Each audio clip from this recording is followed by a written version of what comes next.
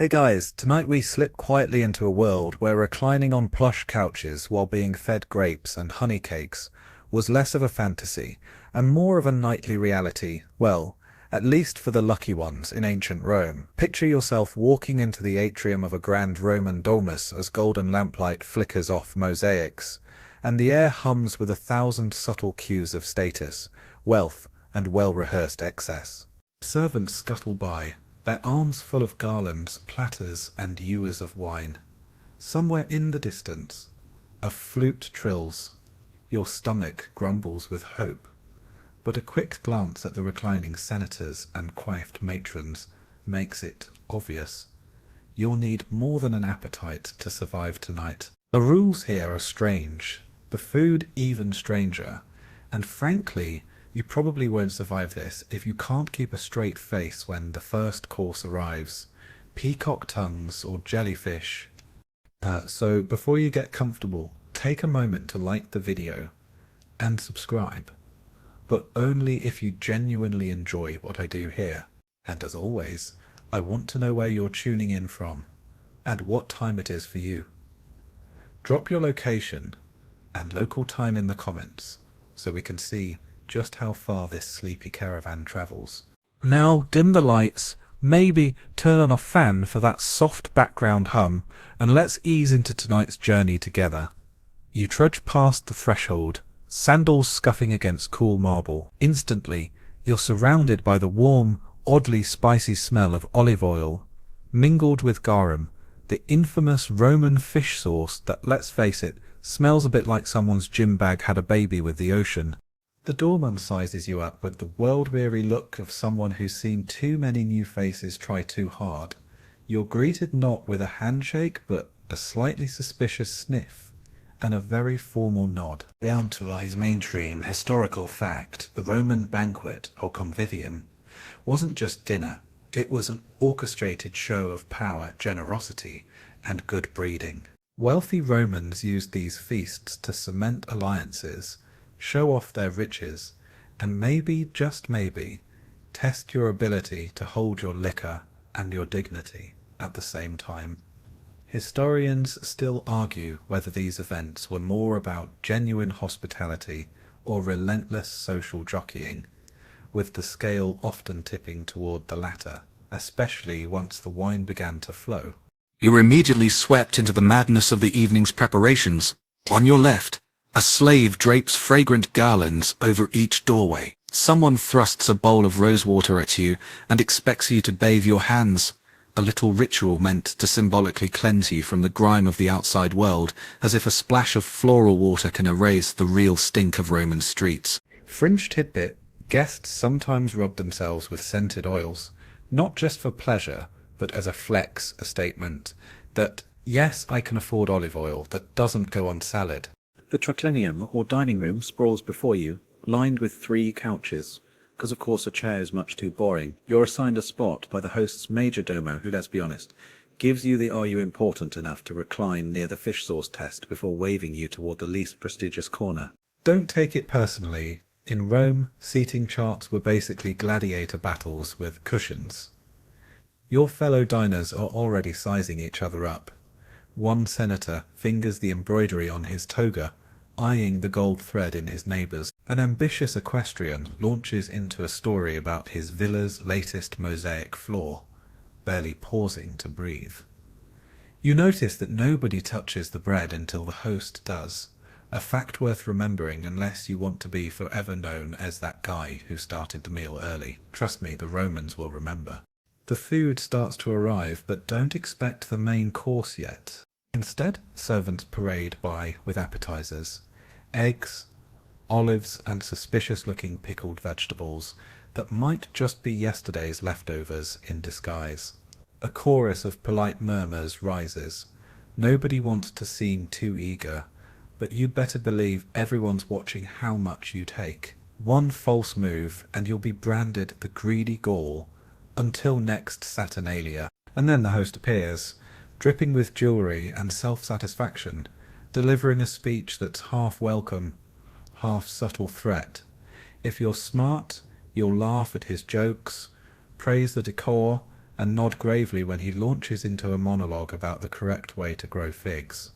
Historians still debate whether the spirit of the convivium was real or just a mask everyone wore, waiting for a chance to gossip once the dessert trays were cleared. The evening swells around you. Wine is poured, but only after it's diluted with water, since drinking it straight is considered barbaric. The Greeks started that trend, and the Romans ran with it, because apparently hangovers were only for the uncivilized. You pretend not to notice as your neighbour sneakily switches cups with a servant, trying to avoid the host's special vintage, a trick as old as Rome itself. Fringe tidbit. Some hosts went so far as to release pet birds or small animals into the triclinium for entertainment, hoping to liven up the conversation and distract from the more questionable menu items. If you feel a feathered blur dart past your ear, try not to look too startled, unless you want to become tonight's running joke. As the laughter rises, so does the level of friendly sabotage. A guest drops a fig in someone's lap and blames the cat. Another feigns outrage when a slave accidentally spills wine on his tunic, secretly thrilled for an excuse to display his "oh, this old thing" attitude. You watch amazed as the rules flex and snap the mood, strict enough to keep order, loose enough for everyone to believe they're getting away with something. Historians still argue about the true spirit of these banquets. Were they elegant exercises in civilization, or barely disguised food fights for the elite? The truth, as you're learning, probably sits somewhere between the peacock tongues and the spilled garum, just out of reach, endlessly debated, and honestly, a lot messier than any marble statue would suggest. As you slip deeper into the Roman domus, the triclinium comes alive in flickering lamplight, the heart of tonight's spectacle. This is where the hierarchy of Roman society is displayed with the subtlety of a slapstick comedy and the calculation of a chess grandmaster. Before you can even worry about the food, you face your first challenge, finding your place, not just metaphorically, but literally, on the sprawling arrangement of couches. The room itself is arranged with theatrical flair. 3 long couches form a U-shape around a low table, and each spot is a message to the rest of the room. The host, beaming and radiating power, occupies the central place on the left couch, the lectus medius. His most honored guest gets the spot immediately to his right, while everyone else is ranked from most important to at least you're indoors. Tonight, you're ushered to the lower end of the lowest couch, a subtle but unmistakable nudge that you're neither a political heavyweight nor particularly amusing yet. Mainstream historical fact: seating was everything. In the Roman world, who reclined where mattered, almost as much as who was invited at all. Where you lay determined who poured your wine, who could whisper secrets in your ear, and who would be first to taste the best bits from the communal platter. Sometimes, if you wanted to show respect, or more often your lack of it, you'd intentionally assign a rival to the foot of the couch, close to the dogs, far from the action, and near enough to the door to suggest they could be replaced by a better guest at any moment. You recline awkwardly, propped on your left elbow, as tradition demands, right hand free to pluck morsels from the ever-rotating dishes. It's harder than it looks. Your arm starts to ache. Your toga keeps slipping, and you realize that dignified eating is a lot trickier than the statues suggest. A senator nearby grumbles about a cramp, but refuses to adjust after all. A true Roman never lets discomfort disrupt the show. Fringe tidbit: the triclinium wasn't just for comfort, it was a statement. The fanciest banqueting rooms boasted mosaic floors, marble fountains, and sometimes even hidden pipes to cool the air with scented water. At the wealthiest tables, cushions might be stuffed with feathers from exotic birds, and the table itself would groan under the weight of silver platters and cut glassware. But historians still argue whether these excesses were genuinely enjoyed or merely endured, with some sources claiming guests would sneak off to the garden just for a break from the civilized discomfort. You can't help but notice the strict etiquette. You're meant to avoid crossing your legs. since that's considered uncouth. And speaking with your mouth full is right out, though. Ironically, laughter is encouraged, especially at the host's jokes. If you find yourself nodding sagely at anecdotes about hunting trips and laughing on cue at stories of drunken poets, even if you suspect half the room is doing the same just to avoid being noticed for the wrong reasons. One of the slaves, trained to a perfect silent efficiency, glides by to refill your wine cup. It's a delicate art. Too much, and you risk being labelled a lush. Too little, and you seem ungrateful. As the wine flows, so do the stories. Your neighbour regales you with a tale of a banquet where a peacock escaped the kitchen and caused a minor scandal by flying straight through the dessert course, upsetting cakes, guests, and a particularly humourless magistrate. The host occasionally interrupts with pointed questions. What news from your estate? Have you seen the new baths in Pompeii? Forcing everyone to display wit, humility, and just enough deference to keep the mood buoyant. The wrong answer might win you a seat closer to the dog bowl next time. Laughter ripples around the room at the expense of one unlucky merchant, who last week brought a barbarian delicacy, boiled turnip in honey. Let's just say the memory still haunts the lower couches. Suddenly, a minor scandal erupts. A young guest, too new, too eager, tries to help himself to a dish before it's been sampled by the honoured guest. Gasps flutter through the air. The host raises an eyebrow, and a seasoned matron covers the gaffe with a deft change of subject, launching into a story about the last Saturnalia and the accidental release of a flock of geese in the atrium. You silently thank the gods for the distraction. Still, you resolve to watch the order of service more closely. In Rome, social survival means tracking who gets the best morsels and when. Historians still argue about the purpose of such rigid seating. Some claim it reinforced Rome's intricate class structure, making every dinner a rehearsal for public life. Others suggest it was about efficiency, so that servers could quickly identify and cater to the most important guests, without confusion. But everyone agrees a misplaced guest or a breach of protocol could haunt one's reputation for months. The couches fill with shifting conversations. One group debates philosophy, Stoics and Epicureans volleying arguments like tennis balls, while another group flirts outrageously, passing notes under the table. The background music swells, a lyre, a soft drum, maybe even the flutter of a distant flute, and through it all, the seating plan holds firm, until someone, inevitably, tests its boundaries. A mischievous senator swaps places, hoping to get closer to the dessert, and the host pretends not to notice, but you see the glint in his eye. Even the sternest rules are made for bending, especially after the third round of wine. By the time the first course is cleared, you've learnt to navigate the triclinium's code, know your place, mind your manners, and never get too comfortable. Because at a Roman banquet, the most dangerous seat is always the one you think is secure. Your elbow is numb, your back aches from holding the proper pose, and you're beginning to understand why so many ancient Romans spent as much on cushions as they did on peacock. Now, just when you think you've conquered the art of reclining, you catch a sidelong glance from a noblewoman 2 couches over and realise there's a whole other test ahead. You're clothed, you tug self-consciously at your tunic, suddenly aware that in Rome, what you wear to dinner is almost as important as what you eat. The triclinium is a sea of fabrics and colours, each choice screaming something about rank, wealth, and, if you're unlucky, last year's trends.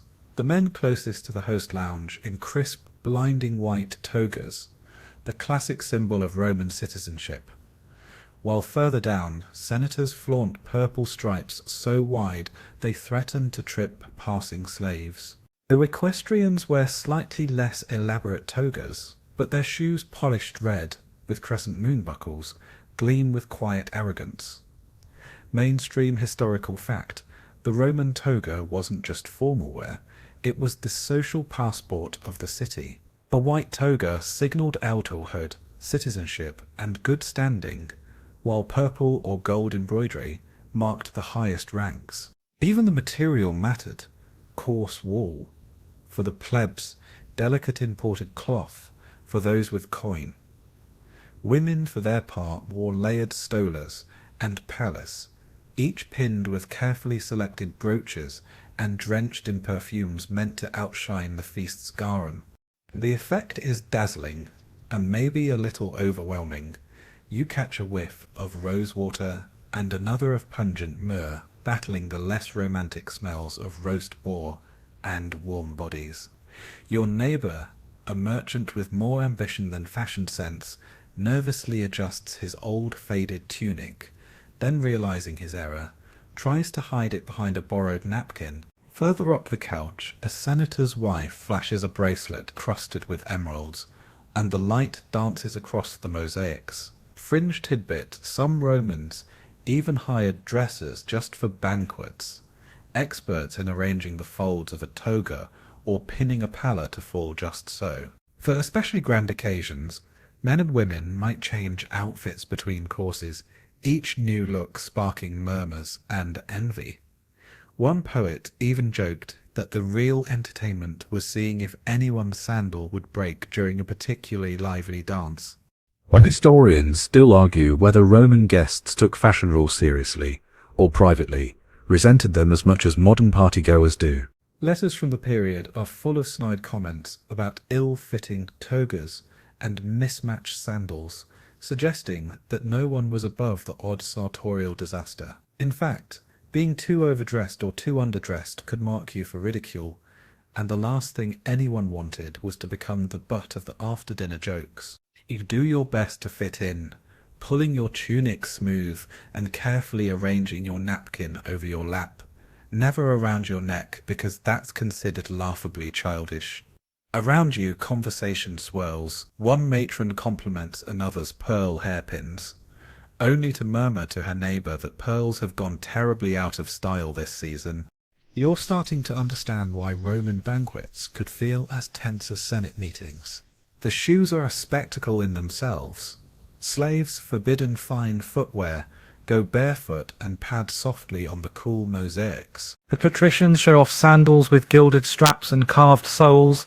Some women wear slippers dyed deep green with imported dyes. Rumour has it, the most fashionable shade changes faster than the empire's borders. You catch sight of a few guests discreetly removing uncomfortable shoes beneath the table, only to slip them back on for any walk across the room. Your host, of course, is a study in carefully orchestrated elegance. His tunic is trimmed with a band of gold, his cloak draped just so, and his signet ring catches the candlelight with every grand gesture.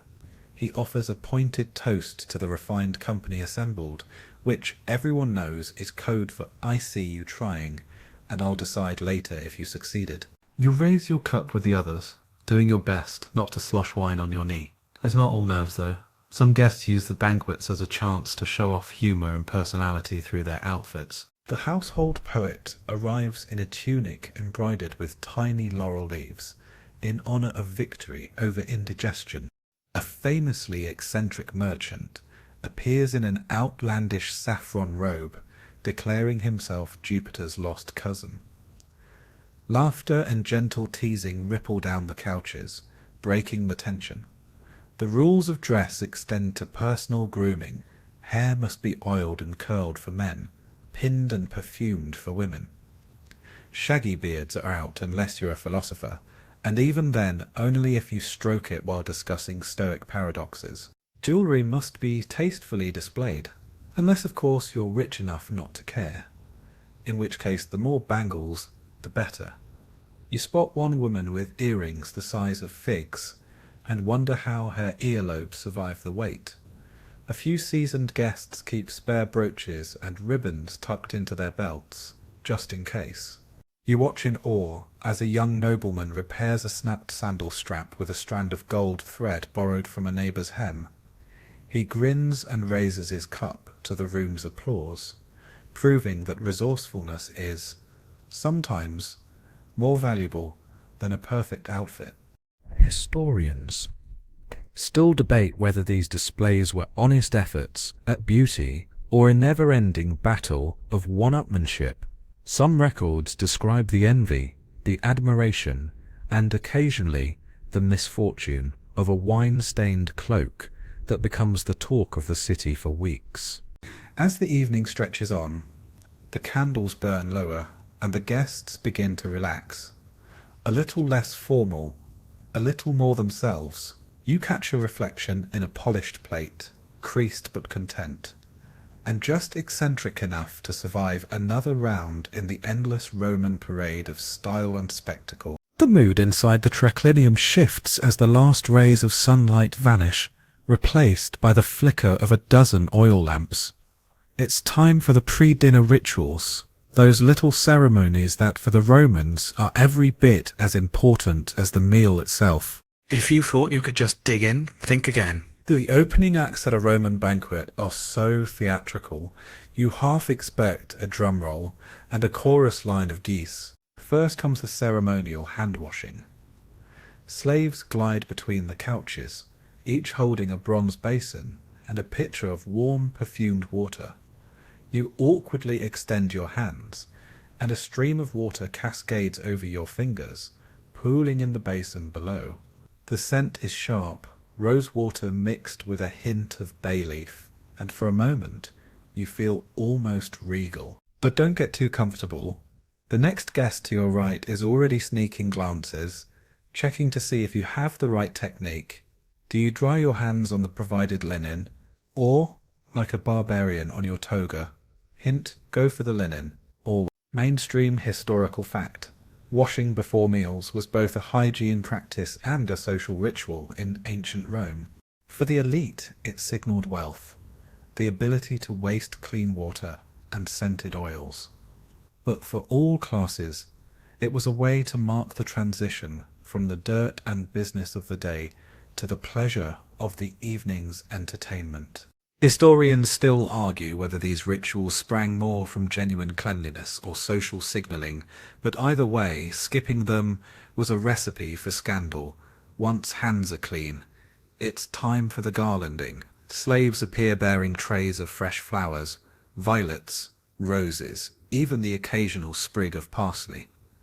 Each guest receives a garland to wear on their head, an oddly festive tradition that turns the stiffest senator into a garden sprite. You catch yourself stifling a laugh as a particularly grumpy magistrate is crowned with a lopsided wreath. One poet jokes that Romans invented garlands just to make everyone look equally ridiculous for the first 5 minutes. But there's method to this madness. The garlands are not only decorative, they're scented with herbs believed to ward off hangovers and keep the mind sharp as the wine begins to flow. Fringe tidbit. Some guests, worried about overindulging, would tuck rue or mint behind their ears, hoping for protection from the infamous after-effects of Roman hospitality. More than one noblewoman is rumoured to have hidden a clove of garlic in her garland, just in case. Next comes the anointing. A slave approaches, carrying a delicate bottle of perfumed oil. With a careful hand, she dabs your wrists and temples, the scent heady and sweet. The host calls for silence, as each guest is offered a turn. If you're especially favoured, you might get a drop on your brow, a gesture of welcome, but also a silent hint that you'd better be on your best behaviour. As you relax into the ritual, conversation turns to the day's events.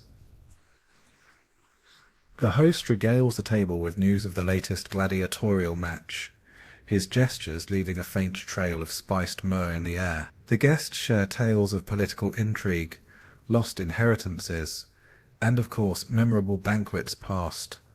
One involving a monkey, a runaway cheese wheel, and a senator's ruined sandals is a favourite. Suddenly, a young guest makes a misstep, wiping his oily hands on the couch. A ripple of tut-tutting runs down the table. The matron at his side fixes him with a stare, so icy it could chill the wine. You take the hint, tucking your napkin more securely in your lap, and resolving to be more observant. Music begins to play, a slow, lilting tune on the cithara, setting the tone for the evening. A chorus of laughter rises as a child, dressed in a miniature toga, toddles in with a tray of honey cakes. This, it turns out, is an honoured role in some households. The youngest member presents the first sweets of the night, a symbol of hope for the future, and a signal that feasting can truly begin. You notice how these opening rituals draw everyone together, breaking the ice with shared absurdity. Even the most jaded guest can't help but smile beneath a crown of daisies, or when an over-eager slave accidentally anoints the senator's bald spot. Historians still argue whether these gestures fostered true camaraderie, or were merely a way to distract from the nerves that came with being scrutinized by your peers. Either way, it works. The laughter and music soften the room's edges. But pre-dinner rituals aren't just about fun. For some, they offer a moment of reflection, a chance to give thanks to the household gods, or lares whose tiny shrines nestle in corners of the home. A quick prayer is murmured, a pinch of salt, a drop of wine is offered at a small altar. Even in the midst of decadence, Romans rarely forgot to pay respect to the forces they believed governed their fortunes. The final act of the opening ceremonies is the parade of appetizers. Trays laden with tiny eggs, olives, garlicky cheese, and pungent fish sauce are carried in. The host raises his cup and offers a toast to health, luck, and laughter, the perfect prelude to an evening that promises all three if you can make it through the customs with your dignity intact. As you nibble a honey-soaked date, flower crown tilting precariously on your head, you realize that, for Romans, the odd rituals aren't just for show. They're the glue that holds this strange, swirling feast together, ensuring everyone starts on the same page, even if that page is sprinkled with rose petals and olive oil. As the scent of flowers and oil lingers, you start to realize that the real game of a Roman banquet begins long before the first bite. Tonight's guest list isn't just a roll call, it's a chessboard, a delicate balance of friendship, rivalry, and ambition. Being invited, and where you land on the host's scroll, can make or break your reputation for months to come. You clutch your garland, feeling the eyes of fellow guests, and wondering how exactly you made the cut. Mainstream historical fact: Roman banquets were not open house affairs. Invitations were strategic, often handwritten or delivered by a trusted slave with a subtle flourish. To be left out was a grave slight. Ancient writers grumble endlessly about being snubbed, while others boast of invitations from senators, generals, the famously eccentric. But even among the chosen, not all seats were equal. The most honoured guests were assigned places of prestige. The less fortunate were left to make the best of the peanut gallery at the foot of the couch. You sense the social combat from the moment you arrive. The host greets you with a smile that feels just a touch too sharp, glancing behind you to see who else has arrived. You recognize the subtle hierarchy at play. Old friends get a warm embrace, political allies a hearty handshake, and rivals a carefully neutral nod. Some guests arrive with their own entourages, trying to tip the social scales. You hear a merchant boast about the famous lawyer he brought, while a poet claims his latest muse is the secret ingredient for lively conversation. The seating chart is its own minefield. Slaves discreetly shuffle names and cushions, sometimes at the last minute, in response to the shifting alliances and whispered requests. The host's major domo has the air of a general overseeing a battlefield, assigning seats to keep enemies apart, to nudge a favour from a wealthy patron, or to stoke the rivalry between two notorious wits for everyone's amusement. Tonight, you're wedged between a talkative spice trader and a historian who's already started outlining the genealogy of every noble family in the city. Fringe tidbit: some guests, desperate for a better seat, were known to bribe the slaves or slip the host's steward a gift. It's said that a well-placed silver spoon or a rare perfume could work wonders, but as with all things Roman, the risk is as great as the reward. Get caught, and you might find yourself mysteriously uninvited next time. Historians still argue whether these quiet power plays were mostly harmless, or the source of long-standing feuds that played out at dinner after dinner. You watch as the host works the room, dropping sly compliments and inside jokes, his laughter a little too loud, his eyes always calculating. Conversation sparkles as each guest tries to impress. One quotes Virgil, another shares gossip from the Senate, a third spins an outrageous story about a runaway ostrich at a recent games. If you hope to get noticed, you better have a witty retort or a story of your own. Otherwise, you risk becoming invisible, just another shadow in the candlelight. Suddenly, a small scandal erupts. A notoriously late senator arrives, breezing past the assembled guests and demanding a better spot. The host's smile freezes as the senator's personal slave tries to rearrange the cushions. For a heartbeat, the room holds its breath. Then, with a practiced wave, the host turns the moment into a joke. Let it never be said that Rome's greatest orator lacks the courage to fight for his dinner. Laughter ripples through the room, and the tension dissolves, but you sense that the seating plan is now even more unstable. Nearby, a pair of sisters whisper about who's missing from tonight's gathering. Was the absent merchant ill, or had he fallen out of favour? The historian leans over and quietly explains that sometimes being left off the list is the host's way of signalling disapproval, or worse, announcing a political break. To be publicly overlooked can do more damage than any snub at the baths. Historians still argue about the motivations behind these invitations. Some suggest they were a genuine way to build community, binding neighbours and allies through shared food and laughter. Others believe banquets were a tool for manipulation, every guest a pawn in a greater game. Ancient letters are full of bitterness and boasts about who was included and who was not, and how fortunes could rise or fall with the simple act of receiving or not receiving a wax-sealed note. The food begins to arrive, but you notice that the conversation is just as much a feast. Every compliment, every joke, every toast is carefully measured. Even the silences say something. A pointed pause, a too quick change of subject, a laugh that dies a little too fast. You realize that tonight's dinner is as much about what isn't said as what is. Fringe detail, some hosts sent out decoy invitations, inviting more people than they could seat, just to see who would turn up and how far they'd go to get in. Others invited rivals only to serve them meagre fare or seat them near the draftiest door. If you feel a chill, don't assume it's the weather. By the time the main course is announced, you're exhausted from keeping up with the verbal fencing. The merchant at your side quietly brags about bribing his way to this couch.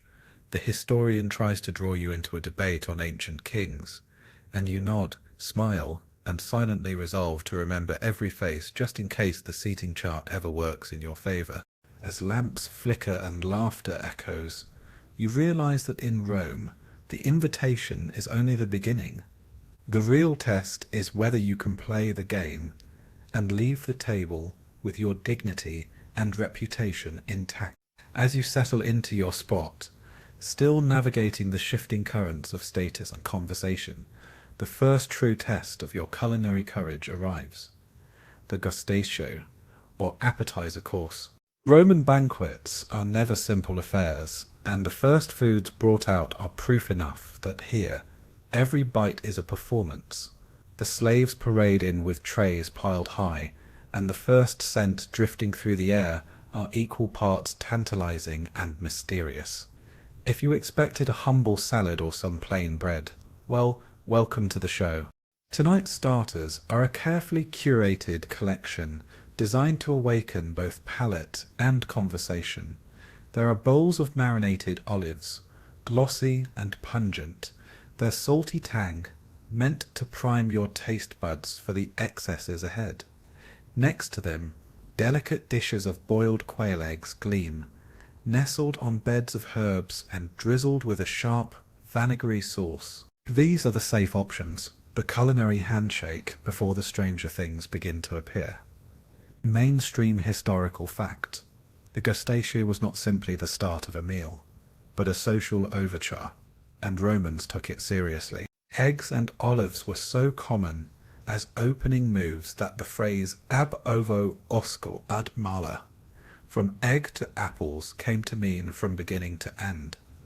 But the best hosts went further, surprising their guests with edible puzzles.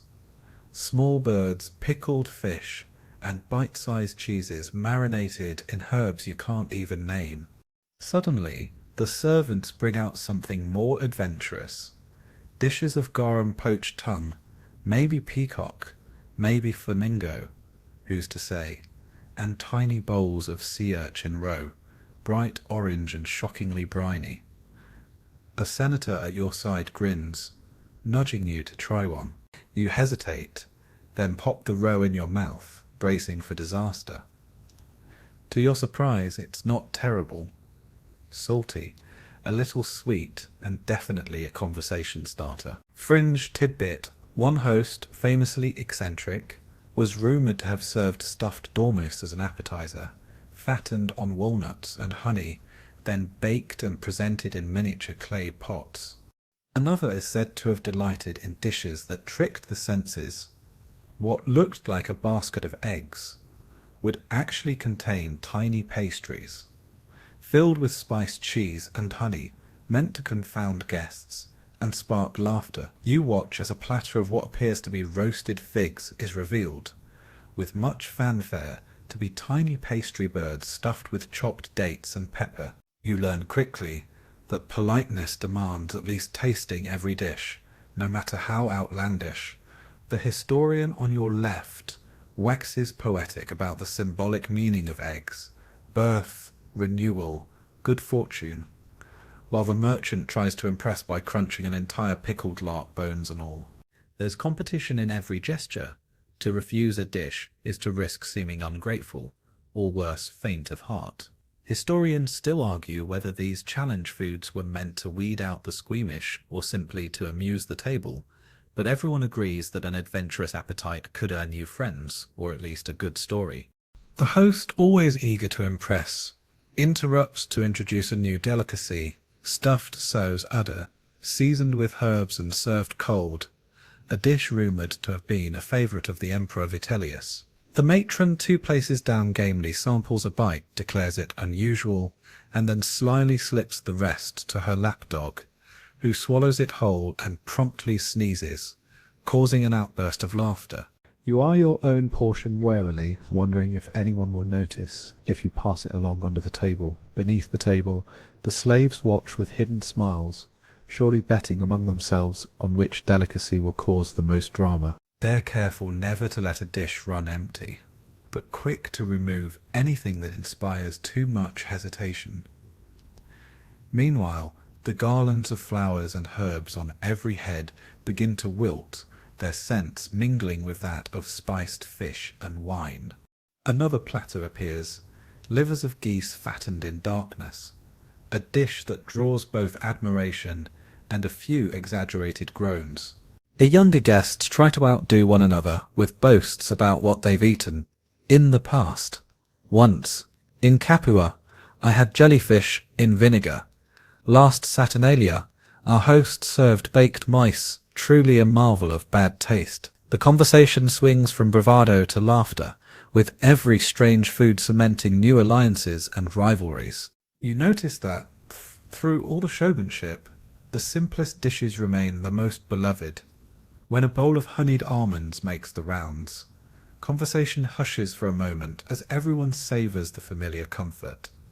For all the spectacle, even Romans appreciate the pleasures of sweetness and crunch. You find yourself grateful for the ordinary, even as you reach for another mysterious tidbit just in case. Historians still debate how much of the oddity was genuine taste and how much was calculated bravado. Ancient letters mock the excess, but they also reveal a kind of pride in surviving a banquet's odder offerings.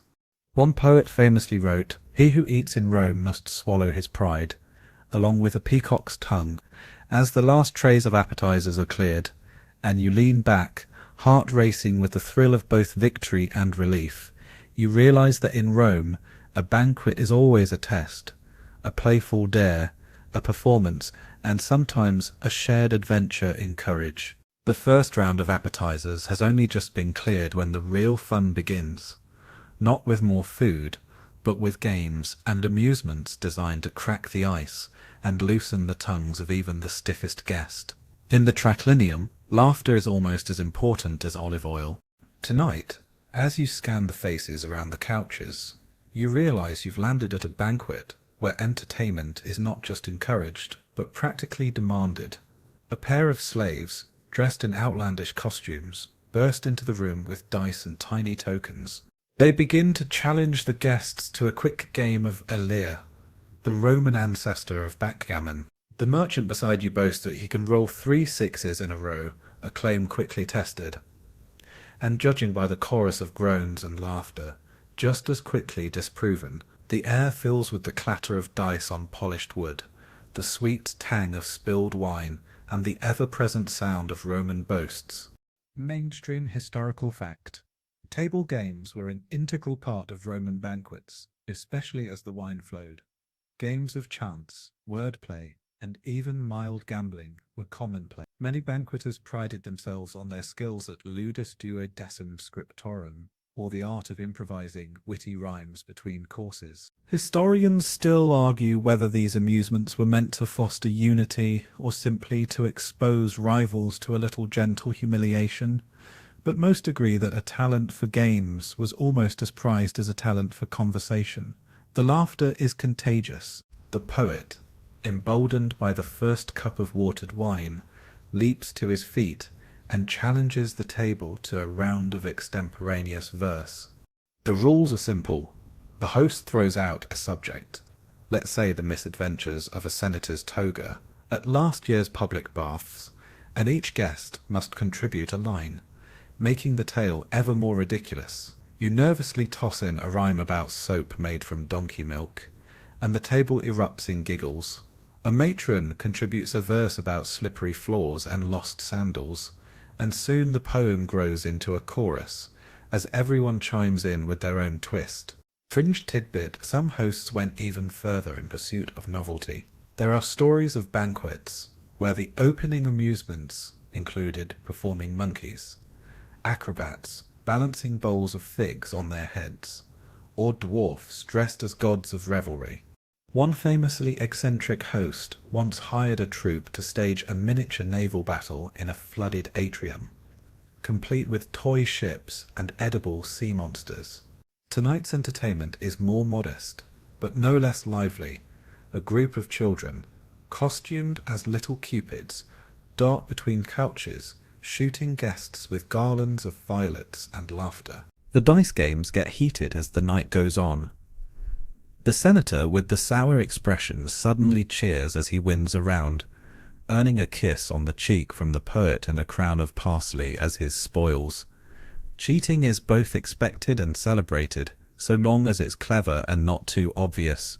You catch a nobleman palming a die, only to be caught by his own daughter, who shouts his guilt to the room and is rewarded with applause. As the laughter swells, the host signals for the next amusement, a contest of riddles. A slave presents a silver bowl filled with slips of parchment, each bearing a riddle or tongue twister. The first challenge: I speak without a mouth and hear without ears. I have no body, but I come alive with the wind. What am I? The guests ponder, some guessing echo, others offering ever more creative answers, from a toga on a washing line to the senator's hairpiece. The correct answer wins the guest a second helping of honeyed figs, and the wrong answers earn little more than laughter. It's not all jokes, though. The games are a subtle battleground, an opportunity for guests to demonstrate their wit, their nerve, and their capacity for light-hearted defeat. The host keeps a careful eye on the room, rewarding those who join in, and quietly ignoring those who sulk. There is a hierarchy in everything, even laughter. You join a small group playing Makateu, a Roman version of odds and evens, where two people flash fingers and try to guess the sum. The merchant is hopeless, losing every round and providing a running commentary about his rotten luck. The historian, meanwhile, seems to win suspiciously often. Perhaps there's a method to the madness after all. A chorus of music rises from the corner. The lyre is joined by a reed flute, and a girl with a voice like springtime begins to sing an old folk song about love and olives. For a few moments, the games pause, and even the most cynical guest falls silent and It's a reminder that in Rome, entertainment is not just a diversion, but a vital thread in the social tapestry. A way to bond, to spar, and to show one's best self, or at least one's cleverest. Historians still debate whether these amusements genuinely brought people together, or just papered over the cracks of rivalry and ambition. Some ancient authors lament the decline of conversation in favour of spectacle, while others celebrate the joy and noise as proof of a healthy society. Tonight, you simply enjoy the feeling of belonging, a fleeting sense of being at the centre of something both timeless and deliciously odd. As the music fades and the last riddle is guessed, incorrectly, but with much hilarity, you lean back, your head crowned with wilting violets, and think that maybe, just maybe, you've cracked the secret of the Roman banquet. It's not just about the food or the wine, but the company, the game, and the laughter that make the night memorable. You're only a few rounds of dice and riddles into the evening when you notice the real star of any Roman banquet, the wine, or more specifically, a social dance that swirls around it. Wine in Rome isn't just a drink. It's a language, a test of manners, and sometimes a weapon disguised as hospitality. The servers move with a practiced elegance, carrying heavy amphorae in both arms, and you quickly learn that not all wine or all cups are created equal. The ritual begins with the mixing. No self-respecting Roman drinks wine neat.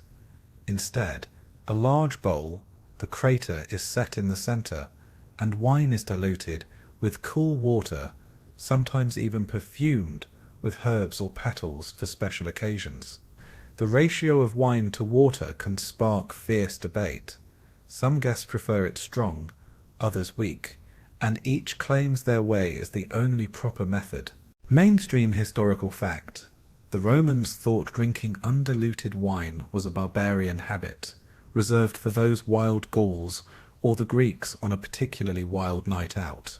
Dilution, they insisted, made wine civilized, allowing the party to last for hours and the conversation to stay just this side of coherent. Tonight's host insists on a moderate mix, though you spot a few winks exchanged as the server accidentally makes a batch a little stronger for the younger crowd.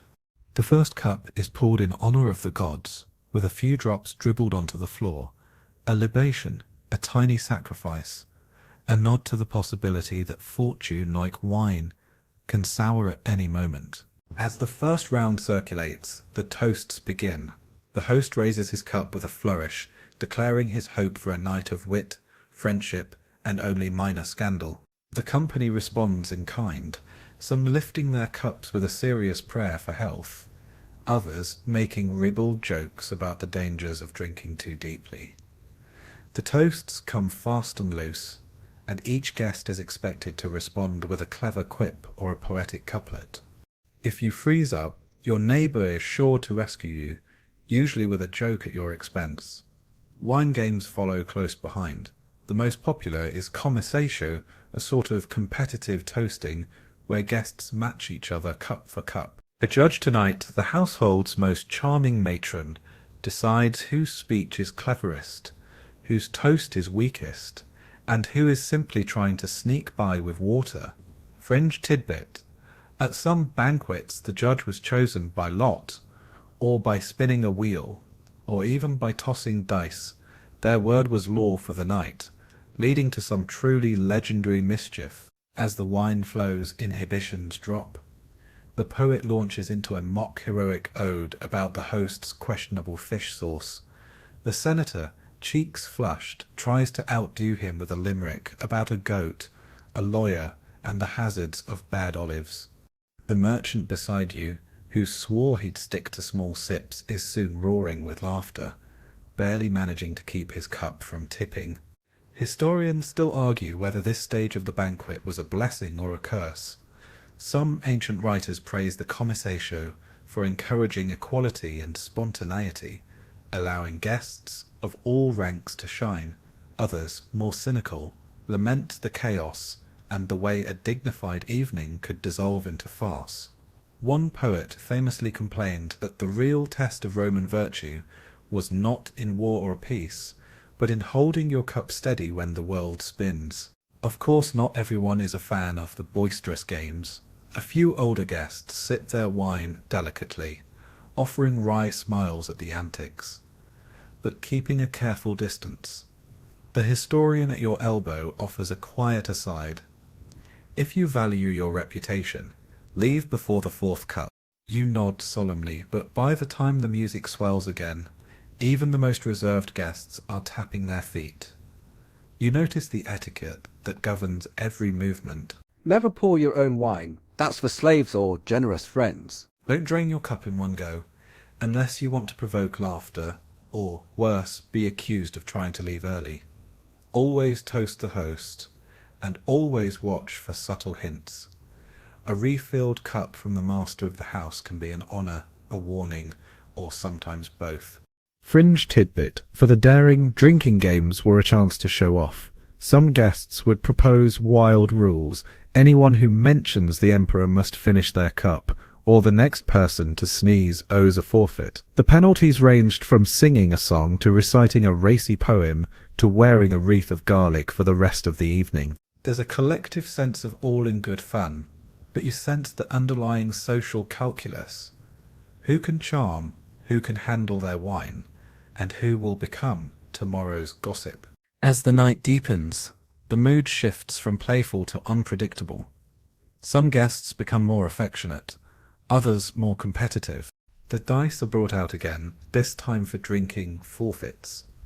Laughter spills out into the courtyard, and the moon rises over Rome, catching the golden glint of wine in 100 cups. Historians still debate whether the commissatio was the highlight of Roman feasting, or simply a way to separate the brave from the foolish. What's certain is that here and now, the wine binds the guests together, blurring boundaries, amplifying jokes, and ensuring that tonight's stories will echo long after the lamps are doused. As you set down your cup, feeling the warmth in your cheeks and the easy camaraderie all around, you realize that in ancient Rome, the true spirit of a banquet isn't in the vintage, but in the delicate, delicious dance between civility and chaos. The laughter softens, then swells again as the wine continues its steady circuit around the couches. And suddenly you're aware that the next act of this Roman performance is about to begin. Food and conversation may be the backbone of the banquet, but live entertainment, the dazzling, the bizarre, the outright ridiculous, provides its soul. Tonight the entertainment is as much a statement of power and taste as the imported wine and peacock tongues, and you find yourself caught up in a spectacle where anything might happen. A hush falls as the first musicians step forward, young men with lyres and flutes, accompanied by a slender girl whose clear voice threads through the room like sunlight. She sings of spring in the Sabine hills, of river gods and lost lovers, her notes rising above the murmur of conversation. For a few moments, even the most jaded senator closes his eyes, lost in the spell. Mainstream historical fact: no proper Roman banquet was complete without music. Musicians, singers, and sometimes poets were hired or enslaved specifically for their ability to charm and distract the company. Some banquets even began with a solemn hymn to the household gods before devolving into more risque performances as the night wore on. Just as you start to relax, the music gives way to a different kind of show. The group of dancers sweeps in, their bodies gleaming with olive oil, swirling in patterns both stately and sensual.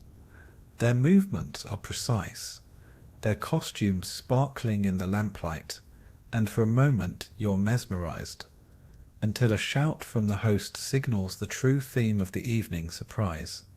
The dancers scatter, and a pair of acrobats launches into a series of somersaults and human pyramids, their feet drawing laughter and gasps from the crowd. Fringe tidbit. Some Roman hosts, never content with ordinary diversions, would go to great lengths to outdo one another. Exotic animals, small monkeys, brightly feathered parrots, even the occasional bear on a leash, could make a sudden appearance, either as part of the act or as living decorations. The most outrageous stories tell of guests startled by a peacock gliding down from the rafters, or a trained pig who could spell out the host's name with pieces of fruit. Tonight, a pair of nimble boys dressed as satyrs prance around the tables, offering guests figs from their baskets and giggling at every joke. You find yourself both charmed and slightly bewildered. At one point, a troupe of mimes recreates the day's political news with exaggerated gestures and pointed jests. The merchant beside you snorts with laughter at a scene mocking a rival who's not present. A little public humiliation, Roman style. Even the slaves watching from the walls cover their mouths, hiding smiles as they spot their masters parodied by the performers. The entertainment has another layer too. The host's chance to display power and wealth. The best musicians, the rarest animals, the cleverest jesters, these are marks of status, as tangible as marble fountains or golden goblets. One senator quietly boasts about having imported his flute player from Alexandria. Another murmurs that the last time he dined at this house, the entertainment included a wrestling match between two dwarfs, dressed as Cupid and Mars. Historians still argue whether these spectacles were genuine enjoyment or simply ostentation proof that the host could command both man and beast to perform for his table. As the show continues, the atmosphere shifts from awe to hilarity. A trained dog leaps through hoops, stealing morsels from distracted guests, while a pair of musicians attempts to play dueling melodies on lyre and flute, each faster and more intricate than the last. Laughter bounces off the walls, fueled by wine and the contagious delight of seeing the unexpected. A bowl of dates is passed to the girl with the clear voice, who improvises a silly song about a senator's disastrous haircut, a story that will no doubt resurface in gossip tomorrow. You notice that the entertainment isn't just a diversion, but a safety valve. Tensions, political, social, even romantic, can be softened by a well-timed joke or a mesmerizing performance. A matron, locked in a silent feud with her cousin across the room, dissolves into laughter when a dancer hands her a garland of leeks and crowns her queen of the feast. By the time the acrobats return for an encore, it seems that everyone, even the sullen merchant at your side, has surrendered to the night's cheerful madness. Fringe tidbit: on especially rowdy evenings, the entertainment could spill into chaos. There are stories of surprise animal chases, pie fights, and jesters borrowing a senator's sandals and hiding them in the fig tree.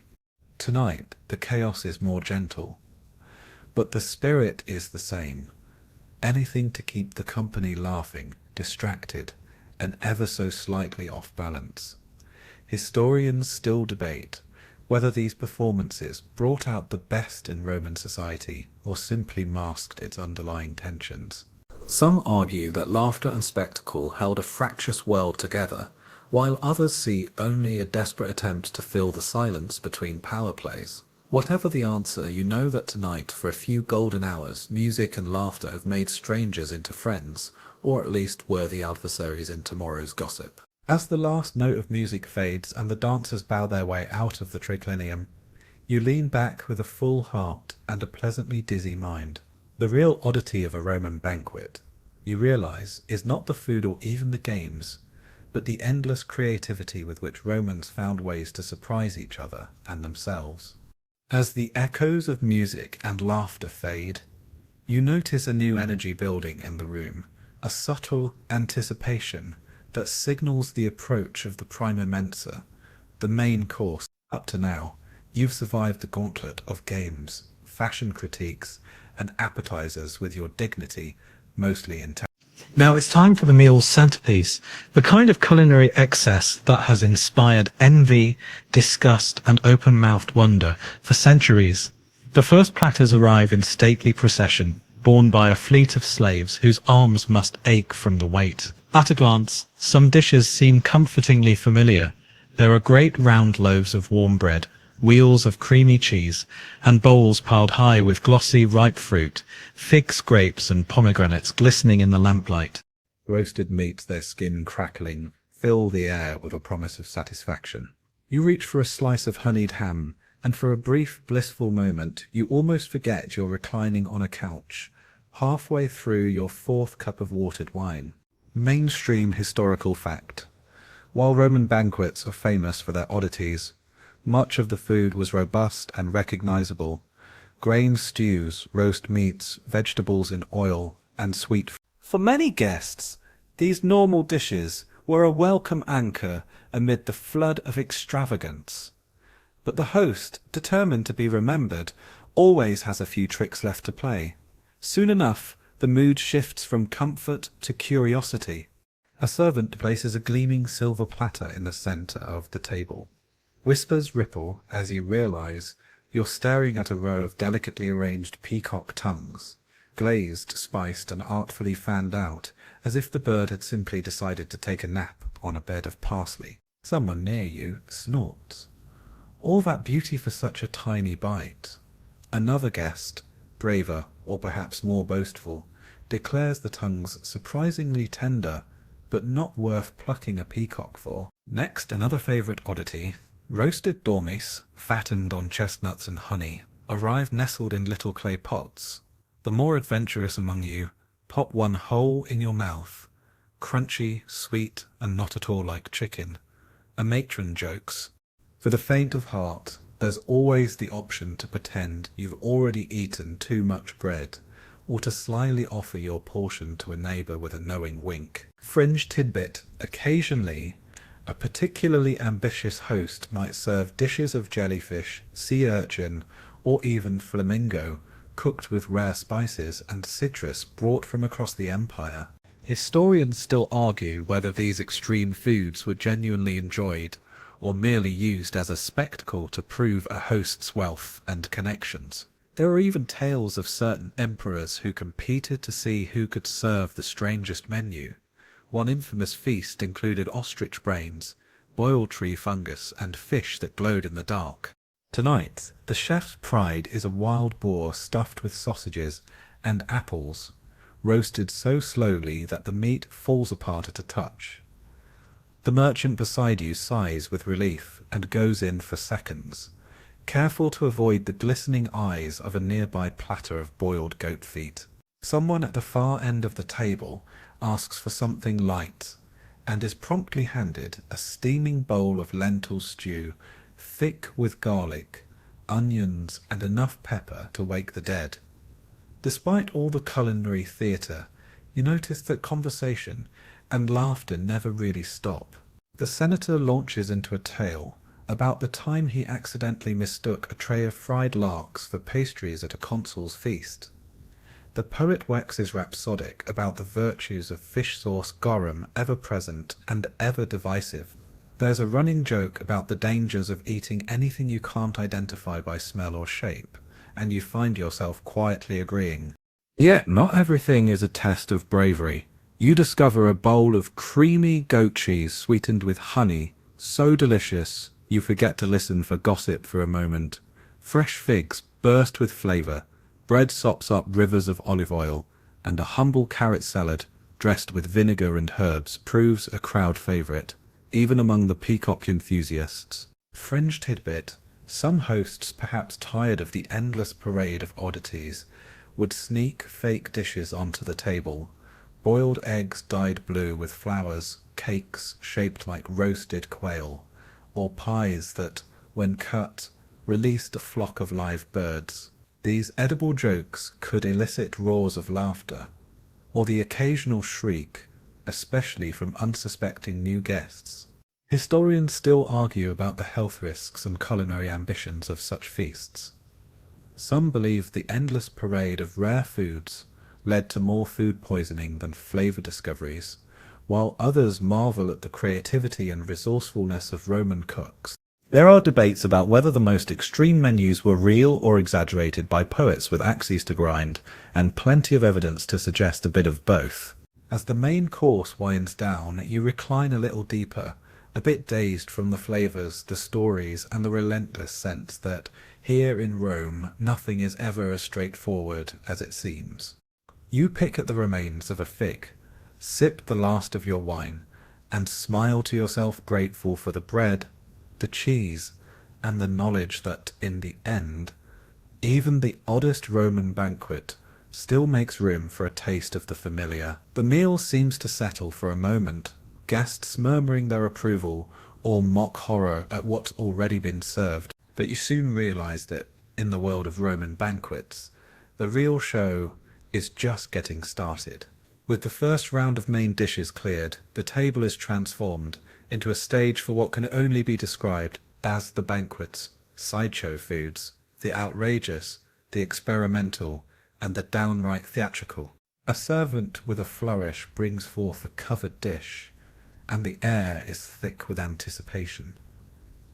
When the lid is lifted, you're greeted by a dazzling display, tiny songbirds roasted whole, their beaks propped open with slivers of date, and their feathers replaced by a dusting of gold leaf. There's a collective gasp followed by a burst of laughter as one guest makes the obligatory joke about eating like a bird, mainstream historical fact. Romans loved spectacle at the table. Whether it was a matter of showing off wealth, entertaining guests, or both, elaborate and often odd dishes were hallmarks of prestigious banquets. Some of these delicacies, like the famed peacock tongues and dormouse, were intended more to impress than to feed. Tonight, the highlight is a dish called gustum de preg acquis, a concoction involving apricots stuffed with peppered nuts and tiny salted fish, arranged on a platter of polished shell. The flavors are a wild clash, sweet, salty, sharp, and entirely unlike anything you'd expect. The poet on your left declares it a dish for philosophers and madmen alike. You take a bite, unsure whether you're impressed or confused, but you find yourself smiling anyway. That perhaps is the point. Fringe tidbit: some hosts staged food tricks for amusement. A pie might arrive looking innocent enough, but when cut would release a flock of small birds, or even live frogs, a trick that never failed to make the children and many adults shriek in delight. At particularly extravagant feasts, jelly moulded into the shapes of gods or mythological monsters would wobble across the table, shimmering in the candlelight, more admired than eaten. A favourite prank was to fill eggshells with custard, so that the unsuspecting guest who cracked one expecting a boiled egg was met with an explosion of sweet cream. Not everyone partakes in every dish. Some guests, perhaps scarred by previous experiences, pick cautiously at their bread, keeping a safe distance from anything that glistens or jiggles. You notice that the slaves are adept at judging who's feeling brave and who'd rather stick to olives.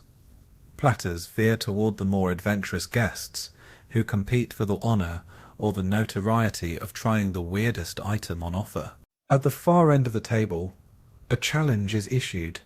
Who among the company will sample the garum surprise, a custard topped with a drizzle of the pungent fish sauce that divides Romans like no other ingredient? The merchant volunteers, milking the moment for all it's worth, and manages a heroic swallow. He makes a face, shudders dramatically, and then winks to the crowd. Better than last year's pig's udder, he declares, drawing a round of applause and several sighs of relief. Historians still argue whether these stunts were a genuine part of daily life, or exaggerated by writers hungry for a good story. Some believe only the wealthiest could afford such excess, while others note that even modest banquets might feature a single show dish just to keep up appearances. Letters and satirical poems from the era suggest that the boundary between sincerity and spectacle was, as always, delightfully blurry. You catch snippets of conversation all around. One senator reminisces about a dinner where the dessert was an enormous honey cake, stuffed with live bees, released only after the first slice was cut. A matron tells of a neighbour who trained her dog to fetch platters of sweetmeats from the kitchen, sometimes swapping them for tidbits meant for the guests. The air is full of boasting and laughter, as each guest tries to outdo the last with tales of the strangest dish ever served. Tonight, the ultimate party trick is revealed just before the final course.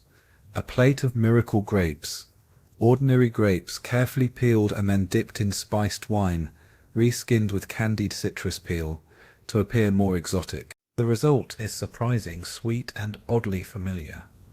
The host raises his cup and offers a toast to ingenuity, bravery, and strong stomachs. The room erupts in cheers, and you can't help but join in, feeling both triumphant and a little wary of what the next round might bring. Fringe tidbit. At some banquets, the lines between entertainment and gluttony blurred even further. Guests might compete to see who could eat the most oysters, or who could swallow the oddest food without flinching. Prizes were sometimes awarded, though the real reward was the story you could tell afterward, and the notoriety you gained or suffered among your peers. As the platters are cleared, and the laughter quiets, you recline with a mix of relief and satisfaction. In the world of the Roman banquet, food is rarely just food. It's a challenge, a spectacle, and sometimes a test of nerves as much as palate. You've survived the sideshow, and as the musicians return for another round, you realize that, in Rome, every dinner is also a story, a memory to savor, retell, and if you're clever, embellish for years to come. You hardly have time to recover from the latest food spectacle before a new test arrives, one with no clear rules, plenty of hidden traps, and lasting consequences for anyone who slips up. The unwritten laws of Roman table manners. Here, etiquette is as elaborate as any mosaic, and just as likely to trip you if you're not careful. It's not only what you eat, but how you eat, recline, speak, and even burp that will determine whether you leave the banquet with your honor and your future invitations intact. First, there's the reclining itself. The Romans consider sitting upright at dinner the mark of a child or a barbarian. Instead, you lie stretched on your left side, propped on your elbow, which leaves your right hand free for serving yourself from communal platters.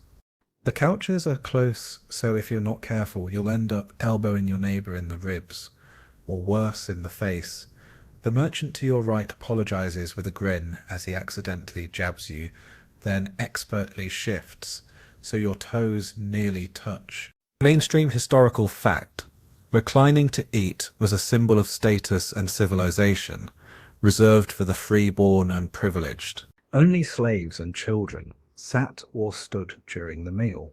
The closer you reclined to the host, the higher your social rank, or at least the more favor you'd curried this week. The act of eating itself is a social dance. You're expected to take small portions, never piling your plate or hoarding the choicest bit. If you dare to double dip your bread in the communal sauce, eyes will narrow across the table.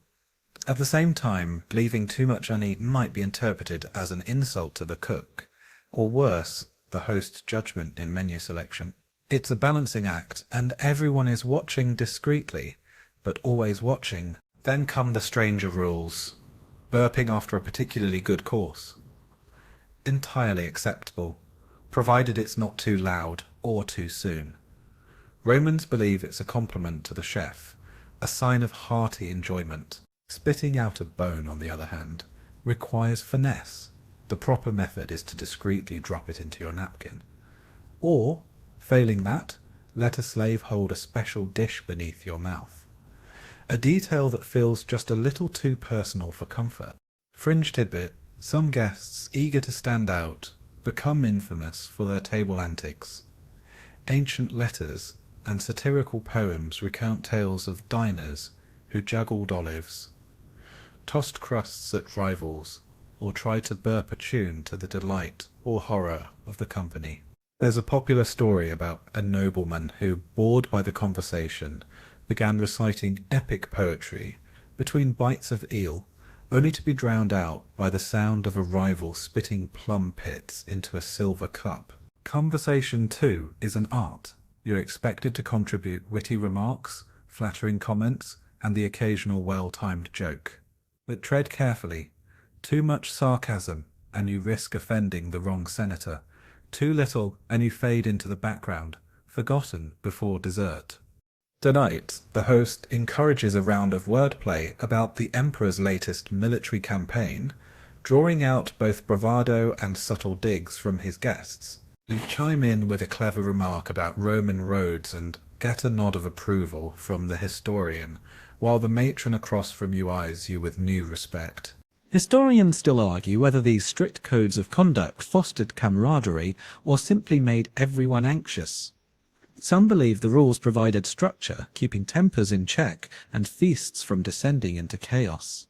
Others note that the pressure to perform socially, verbally, gastronomically, must have left many guests longing for a simpler meal among friends. There are stories of famous banquets that ended in brawls or tears because someone flouted the rules, whether by accident or design. Meanwhile, the slaves play their own role in the dance. Their movements are precise and nearly invisible, clearing plates before you notice, refilling cups, and whisking away any sign of mess. A particularly attentive server catches a wine spill before it stains your toga, and earns a murmured robo from the poet at your side. The best households train their staff not just in service, but in the nuances of guest moods and rivalries, knowing that a well-timed refill or a quiet word can prevent disaster. There are moments of comic relief too. The merchant at your side tries to balance an olive on his nose, drawing cheers from the younger crowd and a scandalized glare from a stern-faced matron. Someone, emboldened by the wine, attempts to start a singing competition, only to be gently but firmly hushed by the host, who insists on finishing the main course before any more distractions.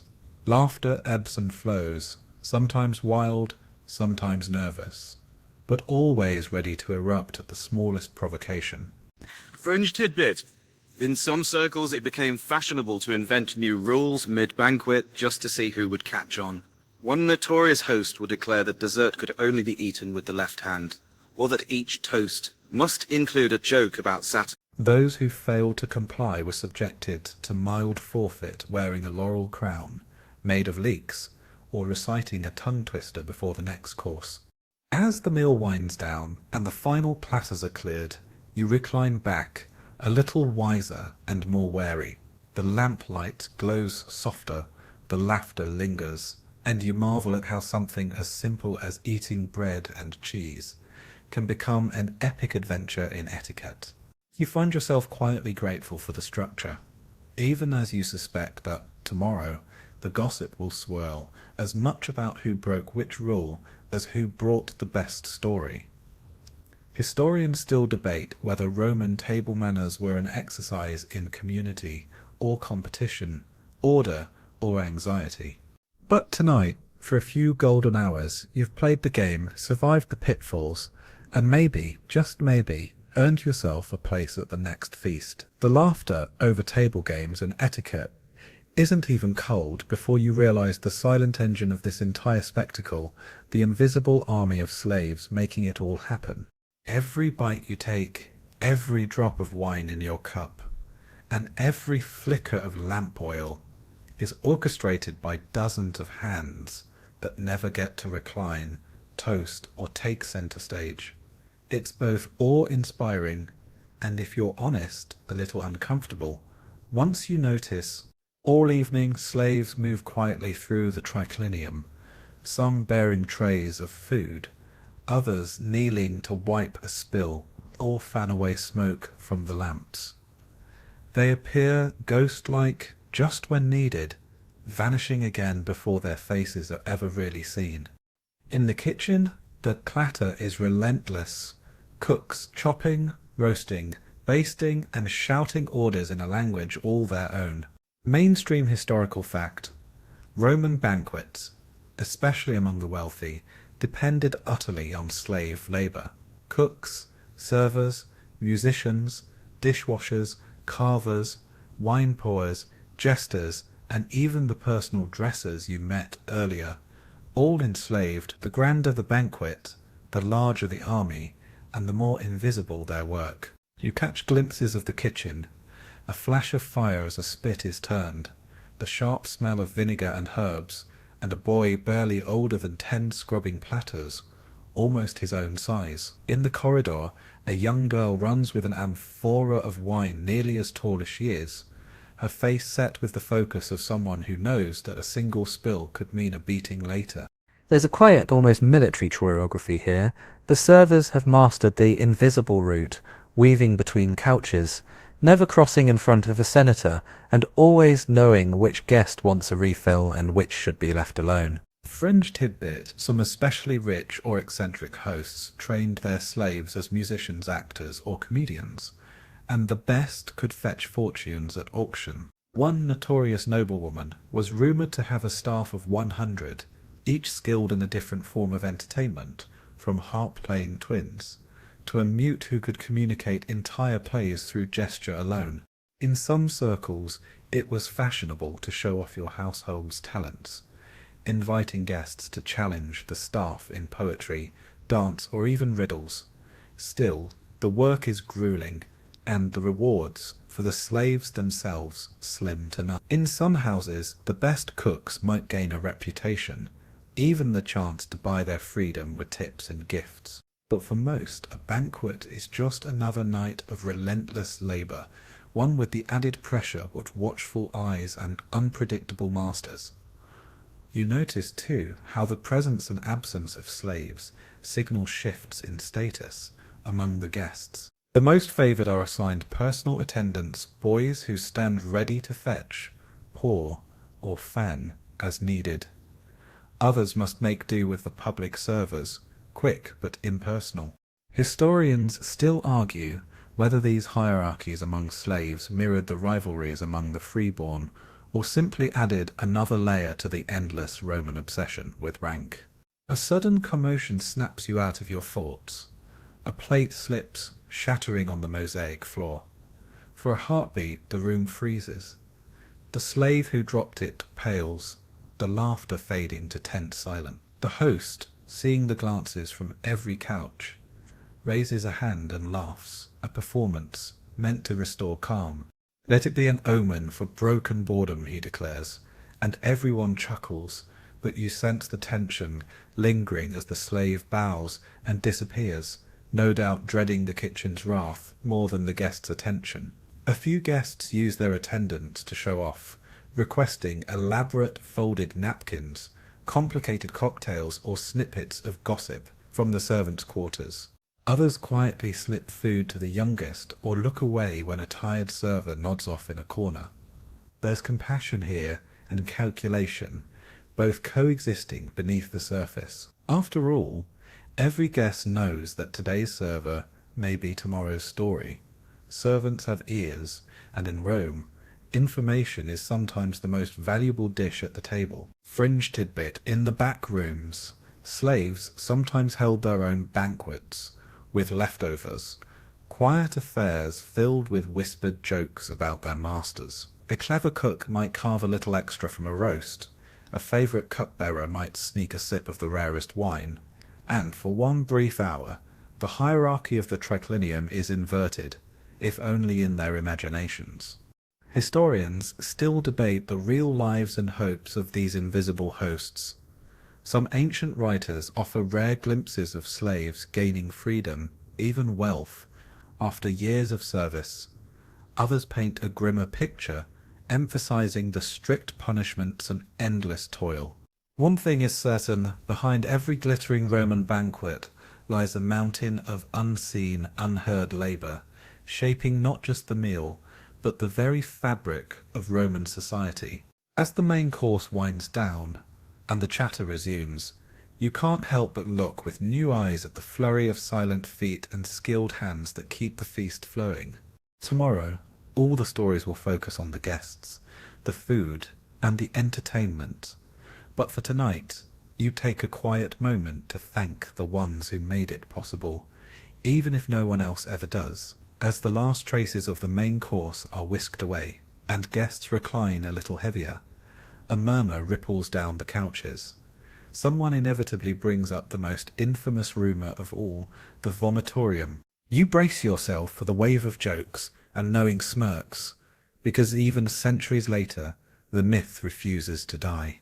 But tonight, here in the heart of a real Roman banquet, you finally get to experience the truth, rather than the legend. It begins innocently enough. The merchant beside you, eyeing his 6th helping of wild boar and his 3rd goblet of wine, leans in and whispers, "So, where's the vomitorium? I hear Romans built special rooms just for, well, you know?" Across the table, the poet rolls his eyes and launches into a dramatic explanation, his voice dripping with mock gravitas. Indeed, the great mystery of Rome, secret halls of glorious regurgitation, where senators make room for dessert with a flick of the wrist. The whole table bursts into laughter, and the host lifts his cup in mock salute. Mainstream historical fact, here's the reality check. There was no such thing as a vomitorium in the sense of a dedicated puke room for overstuffed diners. The word vomitorium referred in Roman architecture to passageways in theatres or stadiums designed to let crowds spew forth efficiently at the end of a show. The image of Romans feasting and then heading off to conveniently vomit is a much later myth, probably invented by scandalized Victorians. Historians still argue whether any wealthy Romans actually excused themselves mid-banquet to make space for more, but there's no evidence they built rooms for it. That doesn't mean indulgence and its consequences didn't happen. The reality is messier, and maybe even more interesting. Banquets were, by design, exercises in excess. Some guests might excuse themselves to a private corner or a garden if they felt overwhelmed. A few especially enthusiastic feasters, or those desperate to impress, might even force a little room for dessert. But this was hardly the organized ritual the myths suggest. For most, pacing and bravado were all part of the game. Fringe tidbit. Satirical poets and playwrights loved poking fun at overeager banqueters. You might hear stories, true or not, about senators who tried to out-eat gladiators, or matrons whose pride in their robust constitution led to some unfortunate public spectacles. There's an oft-repeated tale about a certain Lucius who, after 3 helpings of stuffed dormouse, excused himself for fresh air and returned with a suspiciously lighter step and a renewed appetite. As the jokes fly, the poet at your table recites a verse. "Better out than in," the wise man cries, but woe to the guest with watered eyes. If your toga's stained with yesterday's bread, pray you'll be remembered for your wit instead. Even the slaves, trained to hide every reaction, smirk at the punchline. The host, seizing the moment, orders a round of strong-scented oils and chilled water to be brought in. Each guest is offered a damp cloth and a dab of oil for their temples, meant to refresh the senses and clear the palate. You inhale deeply, relieved by the crisp tang of mint and lemon. This is the real Roman version of a reset. A pause, a chance to recover, before sweets, cheese, and even more wine begin their parade. Someone dares another joke about hidden relief stations behind the garden hedge. The matron, with the dry wit, leans forward. "In my house, anyone who cannot handle his supper is sent to bed with the dogs. It teaches discipline and saves on linen." Laughter follows, a little louder now, as the edge of tension softens, and the night slides into its second wind. Historians still debate whether Roman excess has been exaggerated or understated by both ancient sources and modern imaginations. Some writers described feasts that lasted all night, with guests barely able to walk home. Others noted that the finest hosts prided themselves on moderation and a smooth, dignified flow. It's likely the truth sat somewhere in the middle, a blend of bravado, indulgence, social competition, and plenty of private regrets. For you, the reality is both less scandalous and more relatable than the legend. The excess is real, but the main ingredient is theatre, not plumbing. Most guests are far more concerned with maintaining their dignity, their reputation, and their place at next week's feast than with making room by unsavoury means. As the oil and water work their magic, you look around and see the faces of contented guests, some red-cheeked, some glassy-eyed, all united by the shared absurdity of the night. No vomitorium required, just a little space, a little laughter, and, if needed, a quiet stroll in the garden to contemplate the meaning of restraint. With the legend debunked, the mood restored, you recline deeper into your cushion, ready for the sweets and surprises still to come. You survived the myth, the meal, and, most importantly, you kept your dignity intact. More than can be said for the poor souls forever trapped in the imaginations. As the evening drifts on, and the afterglow of laughter from the vomitorium jokes fades, the banquet takes a turn that is both familiar and utterly Roman. The ritual of toasts, libations, and drinking games. No one at the table seems surprised when the host calls for more wine, but you quickly realize this is not just a casual top-up. Here, raising your cup is a performance all its own, layered with meaning, tradition, and just enough risk to keep even the most seasoned banqueter on their toes.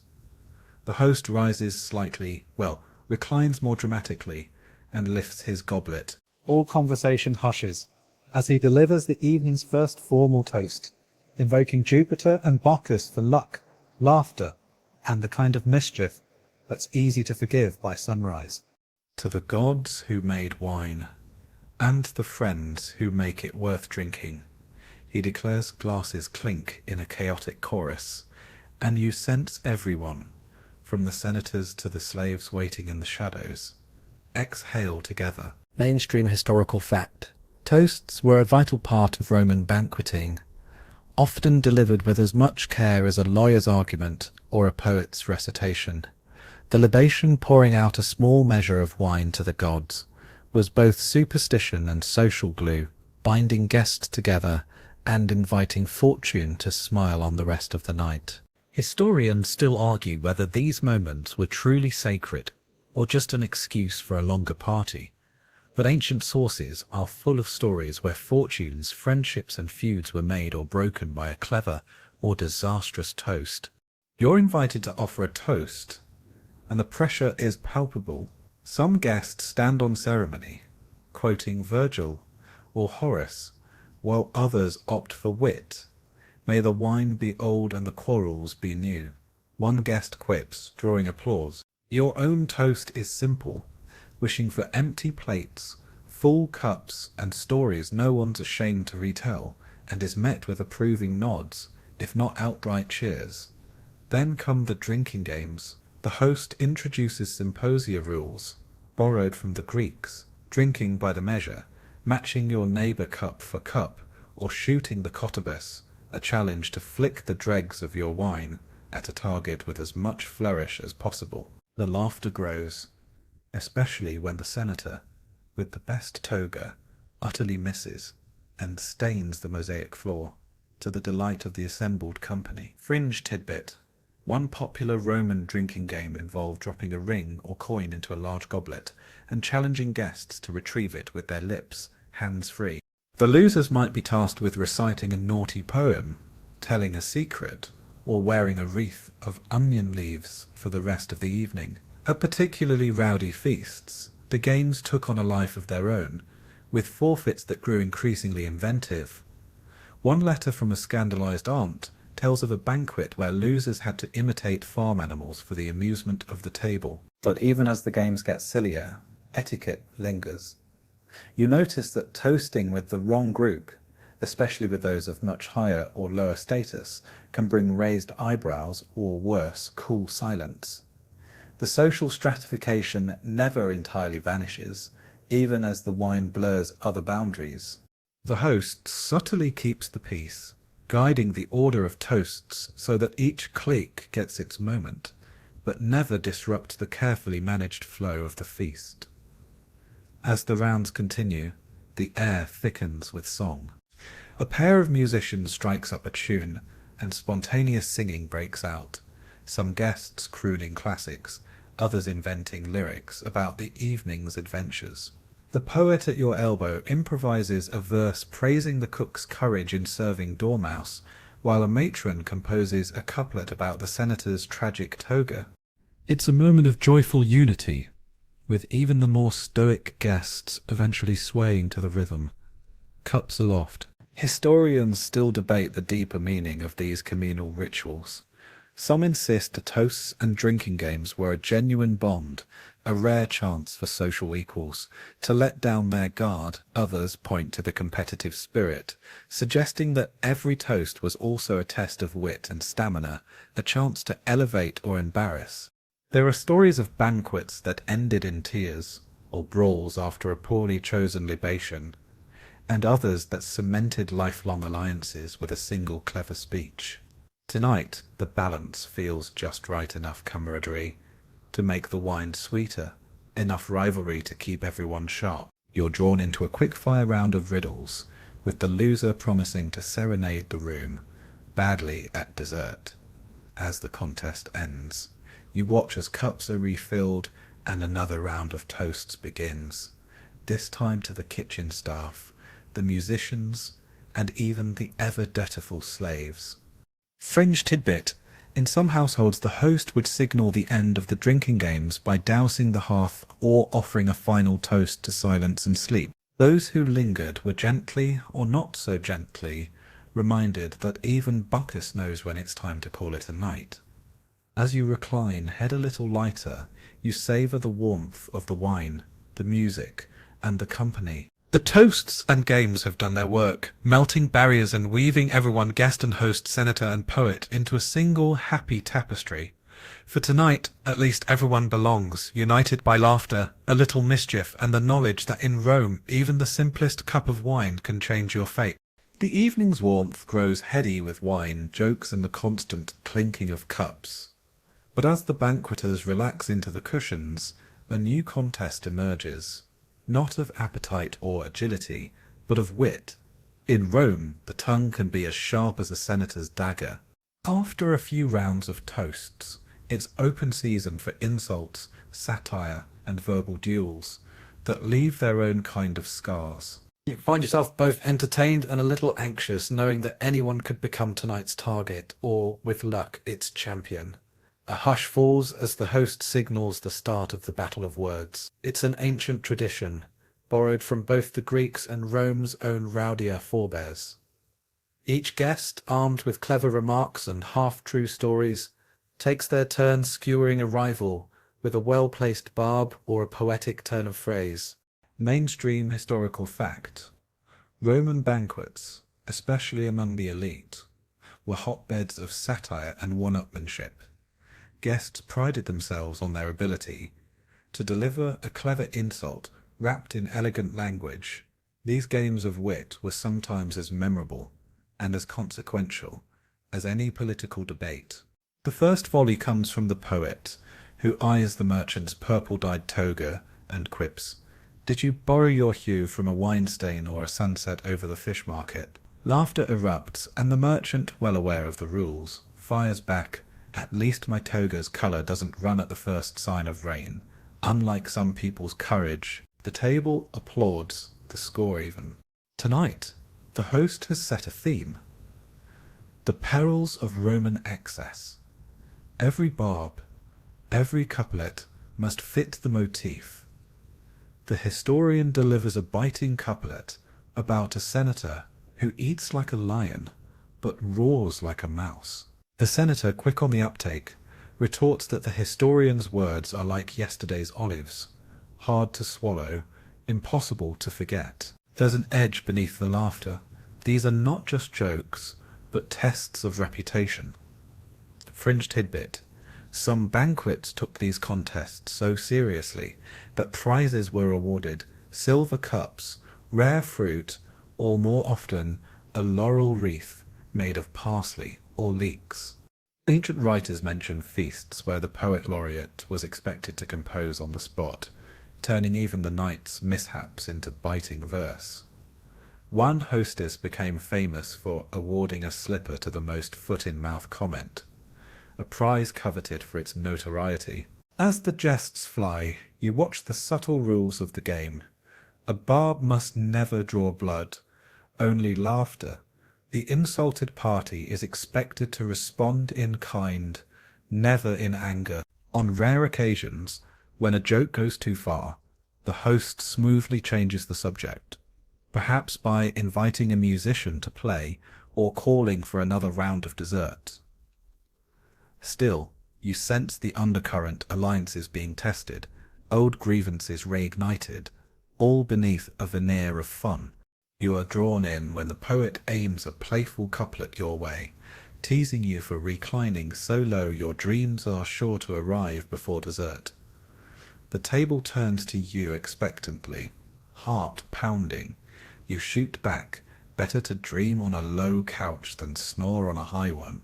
The laughter is approving, and the poet raises his cup to you in mock defeat. Historians still argue whether these battles of wit strengthened social bonds, or simply masked deeper tensions. Some suggest they served as a safe outlet for rivalries that might otherwise explode in more dangerous ways. Others note that the power to insult and be insulted was itself a privilege, a sign of belonging among the in-crowd.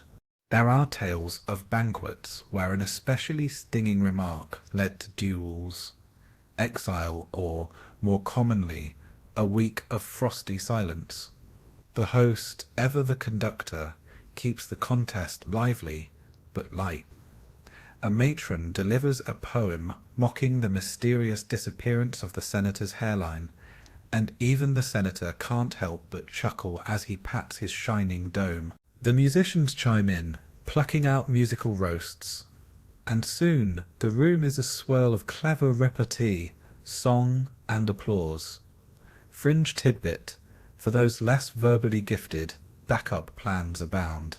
Some guests come prepared with pre-written quips, or collaborate with their slaves to pass them notes beneath the table. There are stories of clever slaves saving their masters from embarrassment by whispering a witty comeback just in time.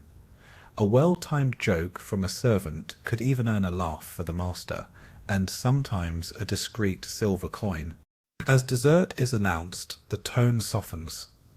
The host signals the end of formal insults with a toast to friends who spar as well as they feast.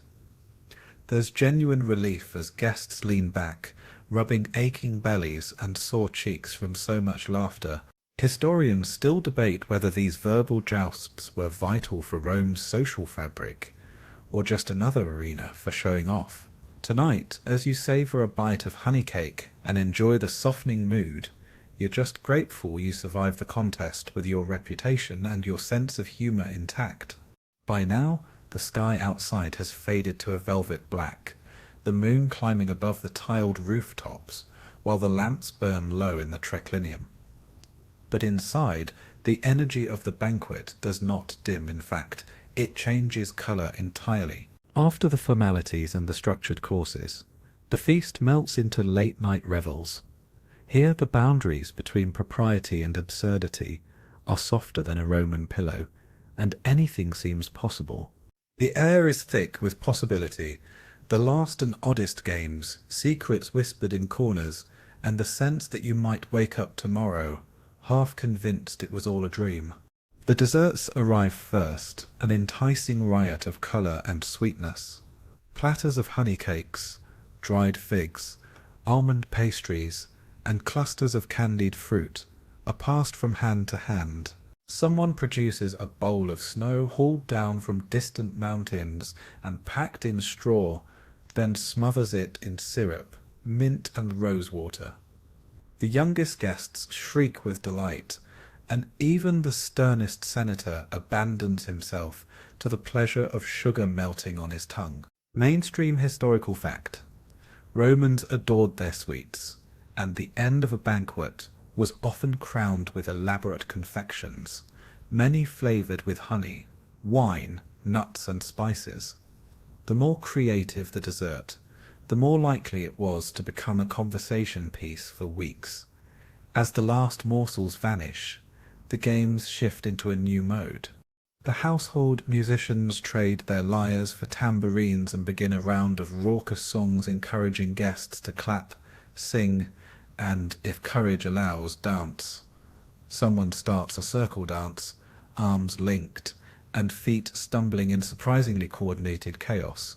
One matron, emboldened by too much wine, invents a new step that everyone gamely copies, leading to laughter and a few near collisions with the dessert table. Fringe tidbit. Some banquets became famous for their wild after-dinner pranks. It wasn't uncommon for guests to sneak garlands onto sleeping revelers, swap togas while the owner's back was turned, or hide pickled eggs in the sandals of their rivals. There are stories of parties where the furniture was rearranged so thoroughly that even the host awoke the next morning confused about whose house it was. Tonight, the host announces a contest of imitation. Each guest must impersonate another, with the best mimic winning a laurel crown made of parsley, naturally, and the right to command a song. The historian is first, standing and delivering a hilarious impression of the merchant's long-winded business stories. The merchant counters with an exaggerated take on the senator's hand-waving oratory, reducing the room to tears of laughter. You're called upon next, and you channel the poet's habit of dramatic sighs and skyward glances, eliciting a round of applause and a friendly slap on the back. As the hours stretch, the games take on an increasingly mischievous tone. Someone starts a game of Pass the Mystery Parcel, a cloth bundle hiding small objects, and challenges. If you unwrap a walnut, you must share an embarrassing story. If you find a ribbon, you must perform a dance. The matron ends up having to recite a love poem to the cook, who blushes and bows. The senator, unlucky as ever, must balance a honey cake on his nose, while walking the length of the triclinium, which he does with surprising dignity. Historians still argue whether these after-dinner revels were an essential part of Roman banquets, or an indulgence reserved for the most decadent households. Some suggest that the wildness helped dissolve old grudges and build new friendships. Others say it was an invitation for disaster, leading to broken crockery, bruised egos, and the occasional sleepless night for the slaves tasked with cleaning up the mess. You notice that, in this looser, lighter hour, the differences in rank and status seem to fade. The poet and the senator share a cup. The merchant flirts shamelessly with the matron, and even the host's slaves relax now that the most dangerous duties are past. Join in the singing from the shadows. A kitchen boy strums a stolen lyre, and his off-key song inspires a round of clapping so thunderous that the host rewards him with a leftover sweet. Fringe tidbit. At the most legendary banquets, some guests would simply refuse to go home. They'd curl up where they lay, sleeping off the excess beneath the couches or in corners. The host, if generous, would provide extra cushions and a cup of watered wine for the morning after. There's a rumour that one poet, too poor to afford a home, attended banquets every night for a month, living solely on leftovers and the kindness of Rome's insomniac elite. As the triclinium begins to empty, and the first hints of dawn glow behind the shutters, you realize the real secret of the Roman banquet. The end is never quite the end. The last joke, the final song, the gentle snoring from a guest who has given up on dignity, they're all part of a story that will be told again and again, growing more absurd and more wonderful with every retelling. You recline deeper into your couch, sugar and laughter on your lips, already hoping that your next invitation will come soon, and that you'll remember at least half of what happened when you wake. The wild energy of midnight lingers, but there's a sudden shift as the host calls for quiet. The musicians lower their instruments, and the laughter softens into a reverent hush. Tonight's revels aren't quite finished. A final tradition remains, one that feels both sacred and a little bit absurd.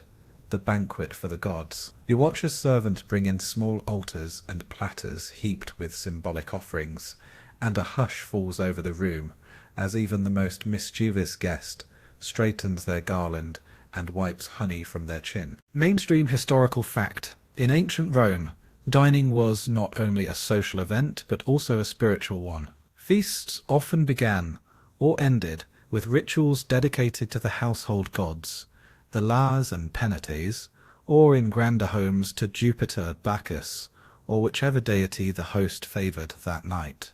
A portion of food and drink was offered up in thanks or petition, and sometimes guests joined in with prayers, libations, or even miniature sacrifices, usually of cakes, fruit, or wine. Tonight, the host stands and pours the first libation, the few drops of wine, splashed dramatically onto the mosaic floor. To the gods of this house, may they forgive our foolishness and spare our heads in the morning, he intones, half serious, half with a wink. Guests follow suit, each offering a crumb of honey cake, a curl of roasted pork, or a candied fig to the little altar. For a moment, the triclinium feels transformed. Flickering lamplight catches on polished marble, the scent of incense rises, and the ordinary dissolves into the mythic. Fringe tidbit: some eccentric Romans were known to take these rituals to extremes. One famously superstitious senator commissioned a gold-plated altar on wheels, rolling it out for every banquet and insisting his guests recite odes to Venus before dessert. Another family was rumoured to invite a costumed actor to impersonate Bacchus, distributing grapes and encouraging wild songs, sometimes resulting in chaos, sometimes just in more spilled wine. The prayers are simple but heartfelt: gratitude for health and family, hopes for fortune in the year ahead, the classic plea that tomorrow's hangover be gentle. The merchant whispers an extra offering for success in trade, the poet a wish for inspiration. You silently thank the gods that you survived the peacock tongues, the dormouse pies, and the never-ending riddles. Historians still argue whether these pious interludes were sincerely felt, or just one more theatrical element of the banquet, meant to impress the guests and curry favour with fortune. The mood softens even further as a chorus of young voices rises in a hymn. The host's children, costumed in white tunics, lead a song to Vesta, guardian of the hearth. The older guests hum along, and even the slaves, standing quietly in the shadows, join in. There's a sense of unity, a reminder that, for all its posturing and games, a Roman feast is also about community, gratitude, and the fragile hope that, for one night, everyone can set their burdens aside. Then, as the last notes fade, the host, never one to let things get too solemn, claps his hands and signals the return of mischief. Now that the gods have had their fill, let's not let the rest go to waste. He laughs, and the banqueters are quick to oblige. The platters of offerings are swept back into the feast. Someone proposes a toast to Mercury, god of thieves and tricksters, in hopes of recovering the best bites before the night ends. Fringe tidbit: at some gatherings, guests would compete to craft the cleverest or most outrageous offering. A honey cake shaped like a temple, a fig disguised as a fish, or a little cup of wine, borrowed from a rival's glass. The best creations might be praised by the host, displayed on the altar, or secretly devoured by the household cat before morning. As the last crumbs are shared and the candles burn low, you sense the unique blend of reverence and playfulness that defines the Roman approach to the divine. There are rules, yes, but also room for creativity, irreverence, and laughter. Even the sacred is not immune to satire at a Roman table, and you suspect the gods themselves would appreciate a good joke, so long as it's paired with a worthy libation. Historians still debate how much faith and how much performance coloured these rituals. Some see them as empty gestures, others as evidence of a genuine longing for connection with something greater than the self. Tonight, all you know is that the air feels lighter, your heart a little fuller, and that the feast in all its glorious oddity has become something more than a meal. It is, for a few golden hours, both a prayer and a party, equal parts homage and hilarity. As you recline, eyes half closed and the warmth of wine and community wrapping around you, you reflect that maybe, just maybe, this is what the gods really want. Not perfection, but gratitude, laughter, and the willingness to share a good story, especially if it ends with dessert. The rituals for the gods drift gently into memory as the candles burn low, but if you thought the evening's intrigue was over, you'd be mistaken. With the weight of ceremony lifted, conversation resumes in more intimate knots. Voices lower, glances sharper. Here among the dregs of wine and scattered fig seeds is where the other true business of the Roman banquet unfolds. Politics, deals, and delicate schemes, all served with a side of oysters and subtlety. The art of political banqueting is at its peak, and every raised cup might mask a secret offer. Every laugh could be a test of loyalty or intent. Mainstream historical fact. Throughout Roman history, the banquet was one of the most effective and dangerous arenas for building alliances, brokering marriages, and laying the groundwork for tomorrow's decisions in the forum. Many a senator's rise or fall can be traced not to the Senate floor, but to the triclinium, where words flowed as freely as wine. Historians still argue whether the best deals were struck over honey cakes or behind closed doors, but the letters and satires of the age leave no doubt that the dining couch was as much a battlefield as any campaign. You see it in the way guests now group together. The merchant, ever the opportunist, leans in to whisper with a magistrate about next month's grain shipments. The senator, previously so jovial, now grows serious, his hand resting on the arm of a young, ambitious lawyer. Nearby, a pair of matrons exchange coded remarks about dowries, while a poet at the end of the table tests a new satirical verse, half joking, half probing for weaknesses. It's not all solemn plotting. Roman banquets are famous for their playfulness, and even the sharpest deal is likely to be wrapped in jest. Someone proposes a mock election for master of the desserts, and the candidates must bribe the assembled with bits of pastry, wit, or scandalous stories. Laughter rolls across the couches, but you know the votes may be remembered long after the crumbs are swept away. Fringe tidbits, some hosts cultivated reputations for being kingmakers or matchmakers, their tables magnets for fortune seekers. Invitations to such banquets were currency in themselves, and the very act of being seen reclining with certain guests could shift public opinion.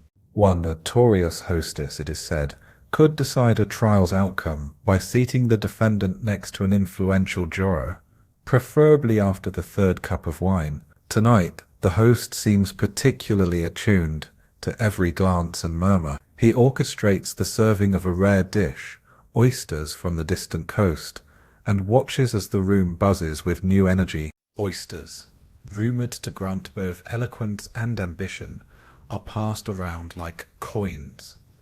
A matron raises her glass and toasts to fruitful negotiations and long memories, her eyes lingering on the merchant just a beat too long.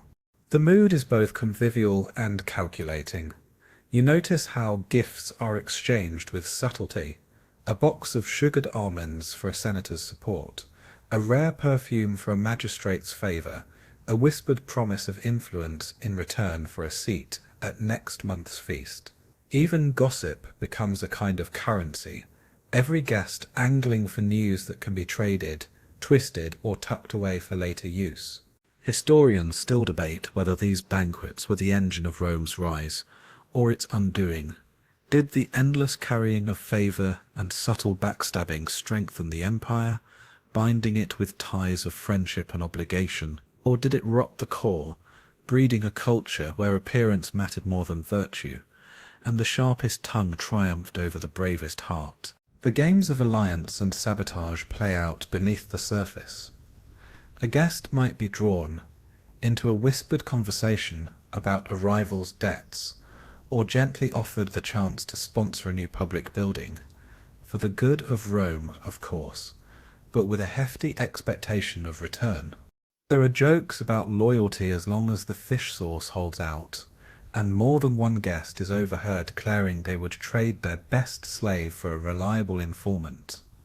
Fringe tidbit: on occasion, these political undercurrents bubbled into outright scandal. There are stories of secret letters exchanged under the table, coded gestures agreed upon in advance, and in one infamous case, a senator whose elaborate toast was actually a signal for his allies to stage a walkout from a rival's banquet, plunging the evening, and the next day's Senate session, into chaos.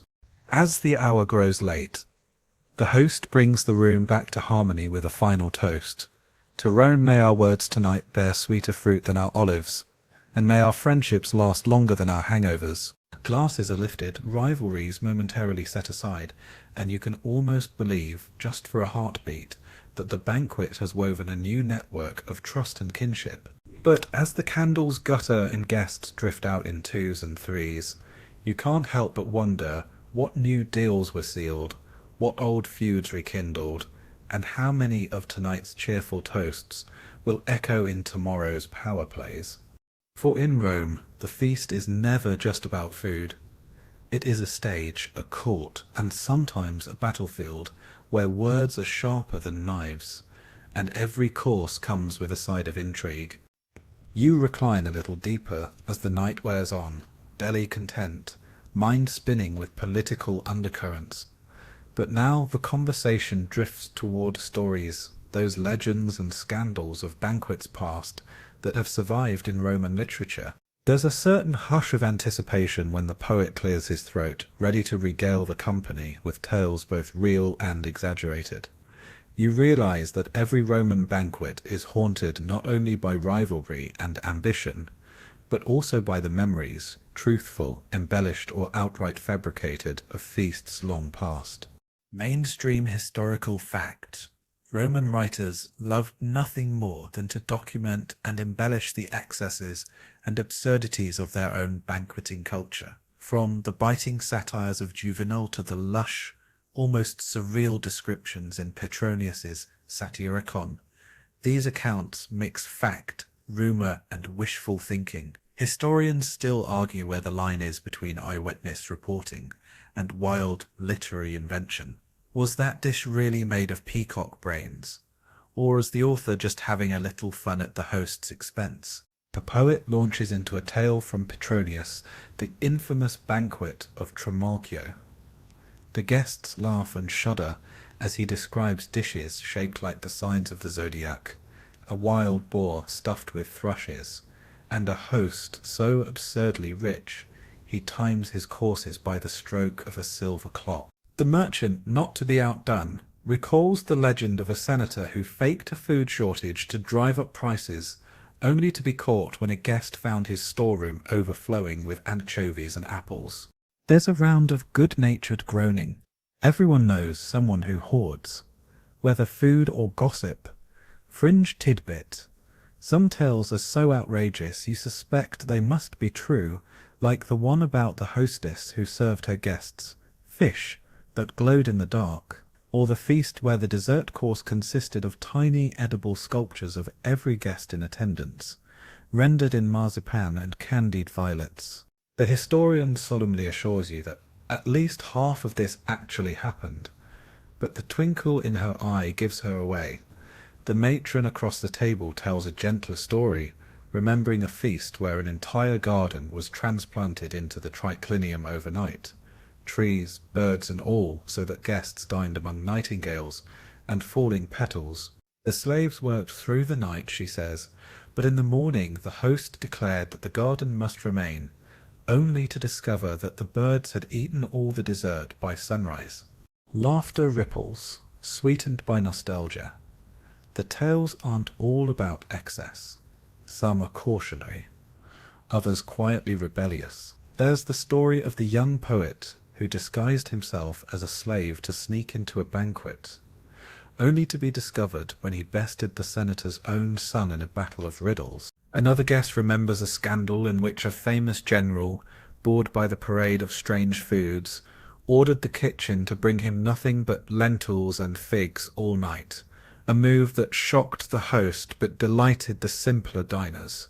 Historians still debate the function of these stories. Were they warnings against pride and folly, sly social commentary, or just the ancient version of dinner table gossip? Whatever their purpose, tonight you see their power, how each tale draws laughter, admiration, or a scandalized gasp, forging a bond between storyteller and listener that lasts long after the last cup is drained. As the stories spiral outward, you notice the host encouraging the shyest guests to join in.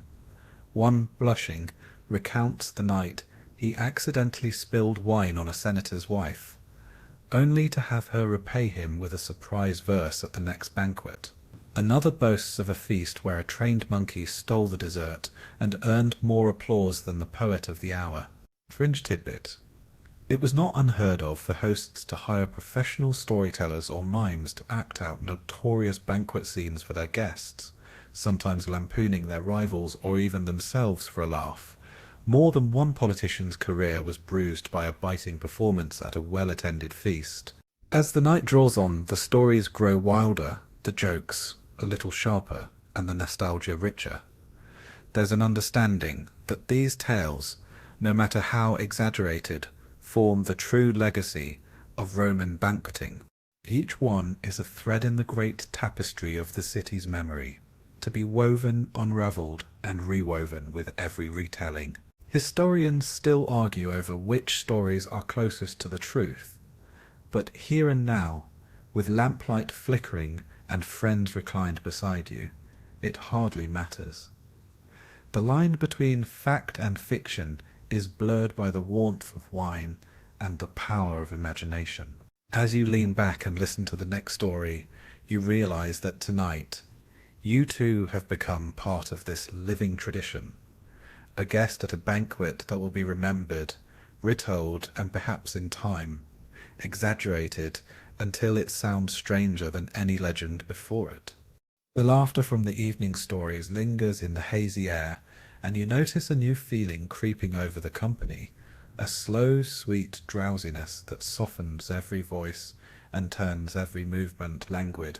Some guests shift deeper into their cushions, others absent-mindedly pick at the last of the candied almonds, and more than a few rest their heads against friendly shoulders.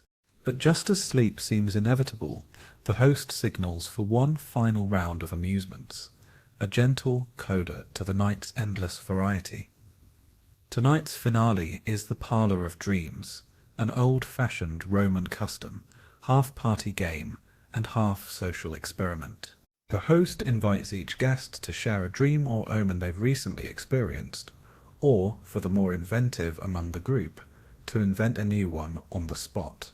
Mainstream historical fact: dreams and omens carried real weight in Roman society, believed to be messages from the gods or warnings about the future. It was not uncommon for dinner conversation to turn, in the wee hours, to dream interpretation, astrology, and the supernatural. Some families even hired professional dream readers to advise them before important feasts or business ventures. As the first guest clears her throat and begins, the room quiets.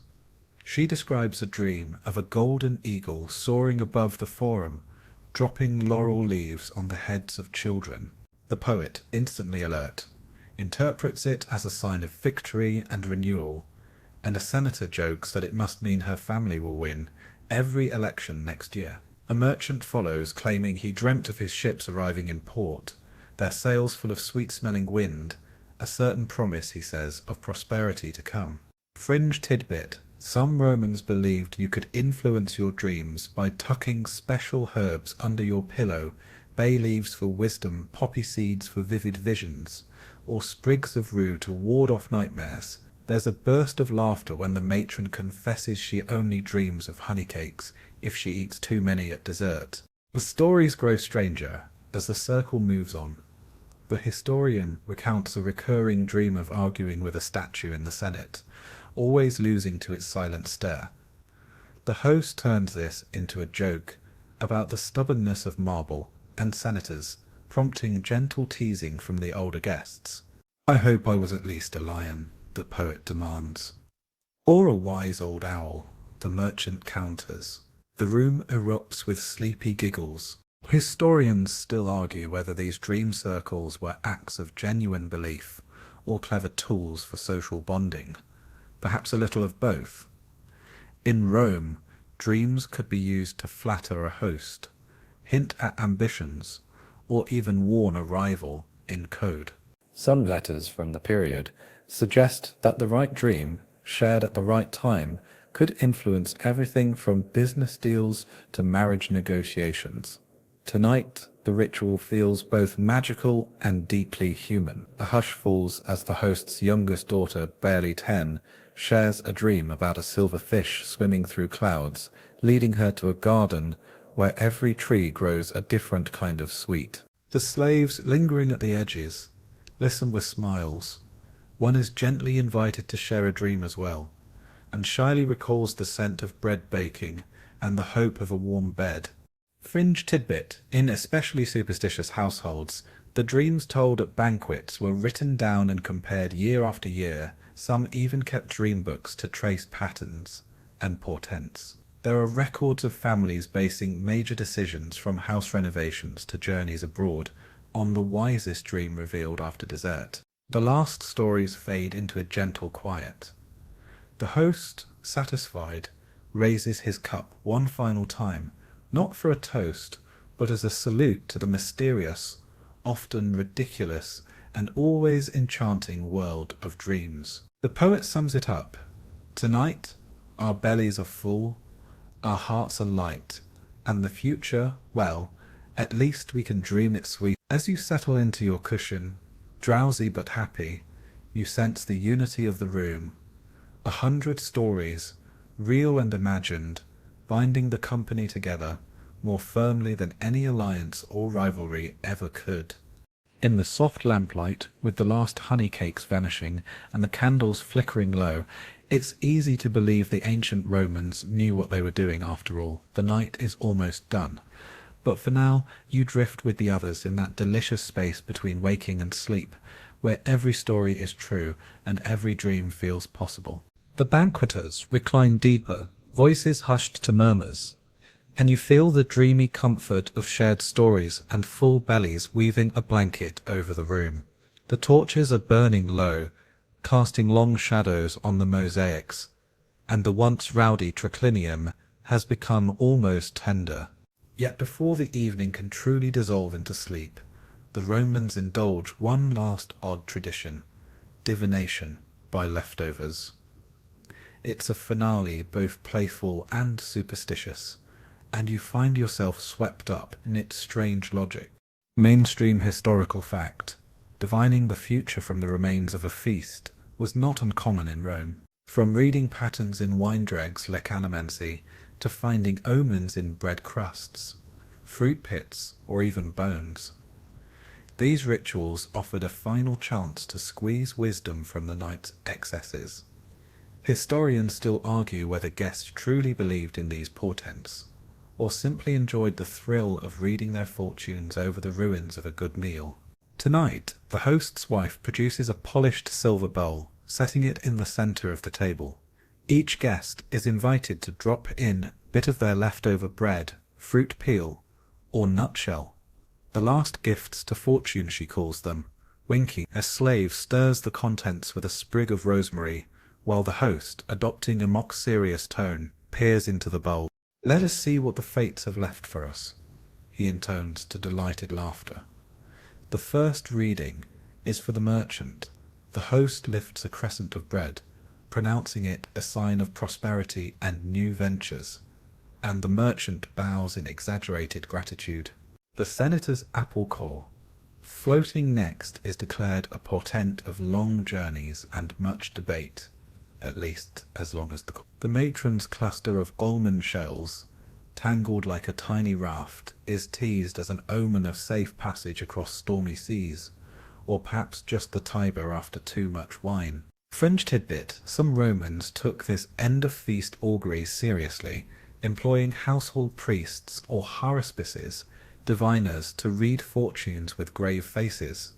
Others treated it as a light-hearted game, inventing omens on the spot.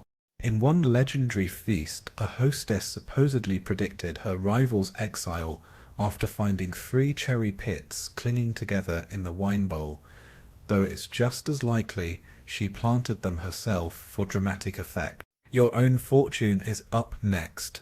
The host fishes out a sliver of fig, and after a moment's pondering declares, a sweet ending and a fruitful new beginning, unless of course you leave figs in your sandals again.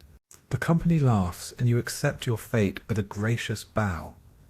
Even the slaves are drawn into the fun. The youngest, persuaded to offer a date stone, is told it means an unexpected treat before sunrise. As the bowl empties, the fortunes grow more creative. Someone's bread crust promises loyal friends and stubborn heels. A twist of lemon peel is read as adventures far from home, or perhaps just a new recipe in the kitchen. The poet receives a walnut shell, pronounced a mind hard to crack but full of sweet words, which he accepts with a flourishing bow and a whispered rhyme about banquets and blessings. Historians still debate the origins and seriousness of these rituals. Were they born from genuine belief, borrowed from older Etruscan or Greek practices, or simply an excuse to squeeze a few more laughs from the night?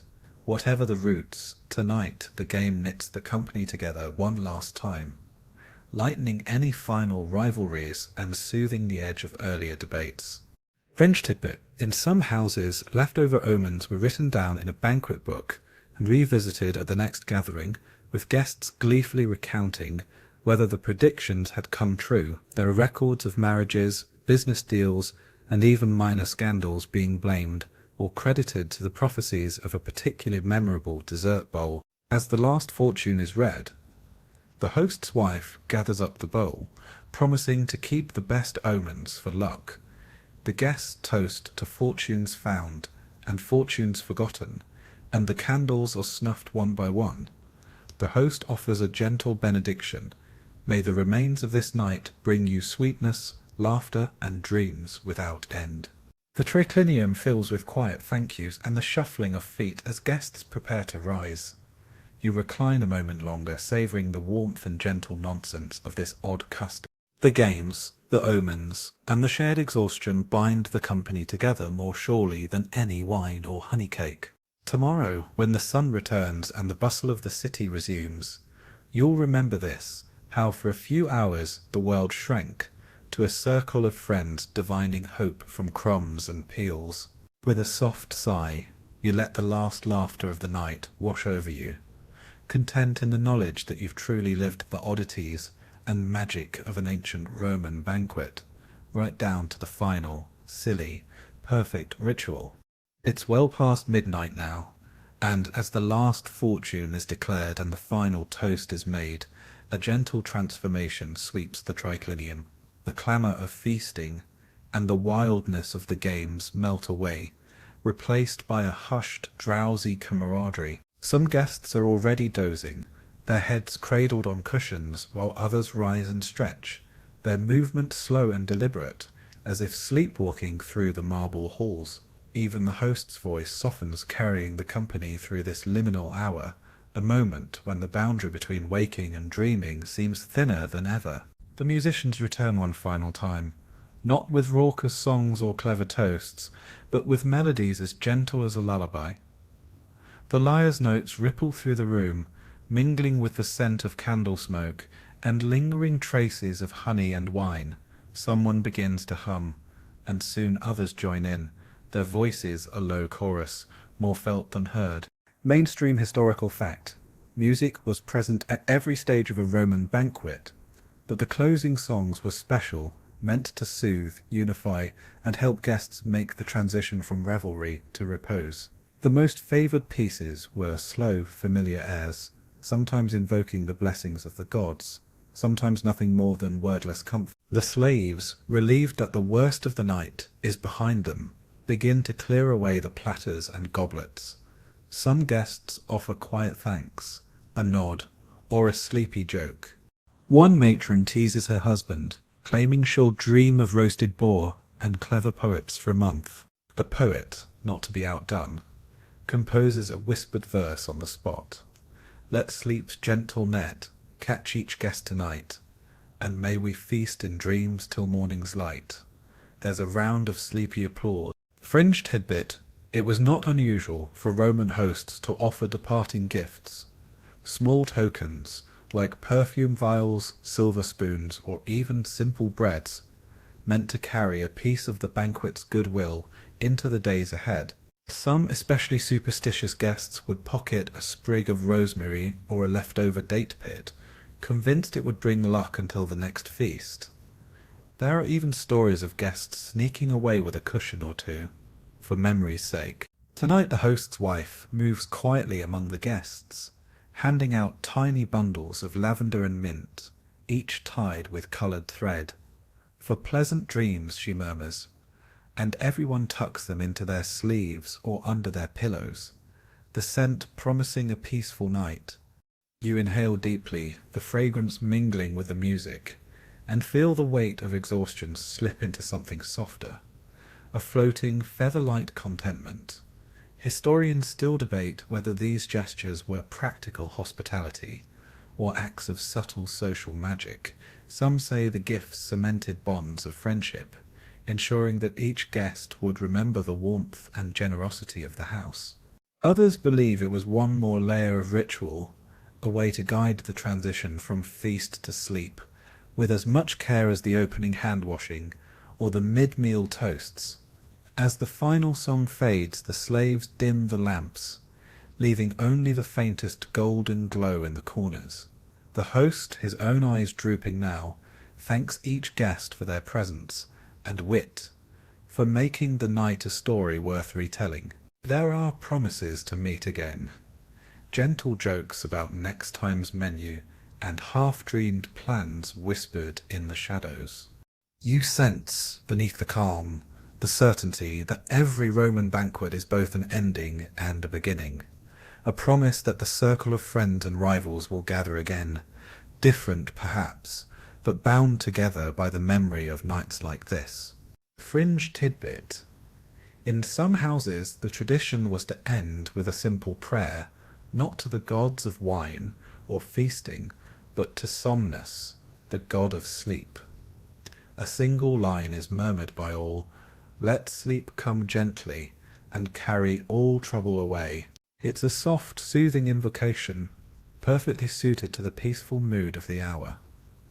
As you recline deeper into your cushion, the scent of lavender rising, the music fading, and the world slipping away, you realize you've made it to the very last oddity of the Roman banquet. The art of saying good night, not with words, but with every sense gently lulled, every worry set aside, every story wrapped up in the softest, sweetest sleep. The last lamps flicker and wink out, but the spell of the Roman banquet lingers like perfume in the darkness. You stretch and yawn, feeling the soft comfort of the cushion beneath you, surrounded by the quiet breathing of friends and strangers who just hours before were rivals for the best joke, the most daring toast, or the choicest bite of honey cake. Now as sleep edges closer, you become aware of a new intimacy in the room, a gentle peace that settles in when no one needs to speak or impress or remember any rule but rest. A few guests have already slipped away, gathering their gifts and bidding the host farewell with soft, heartfelt gratitude. The door closes quietly behind them, the echo barely reaching the dreamy centre of the triclinium. The remaining guests, reluctant to break the spell, linger on their couches, gazing into the dimness as if trying to capture every last detail, the mosaics glimmering in shadow, the scent of lavender clinging to linen, the distant night sounds of the city beyond the garden walls. Mainstream historical fact: in wealthy Roman households, it wasn't unusual for some guests to spend the night after an especially grand feast. Travel after dark could be dangerous, and a gracious host always kept a few rooms or at least extra couches and blankets at the ready for those who wished to stay. The final act of hospitality was to ensure every guest, sated and sleepy, found safety and comfort before the house itself retired.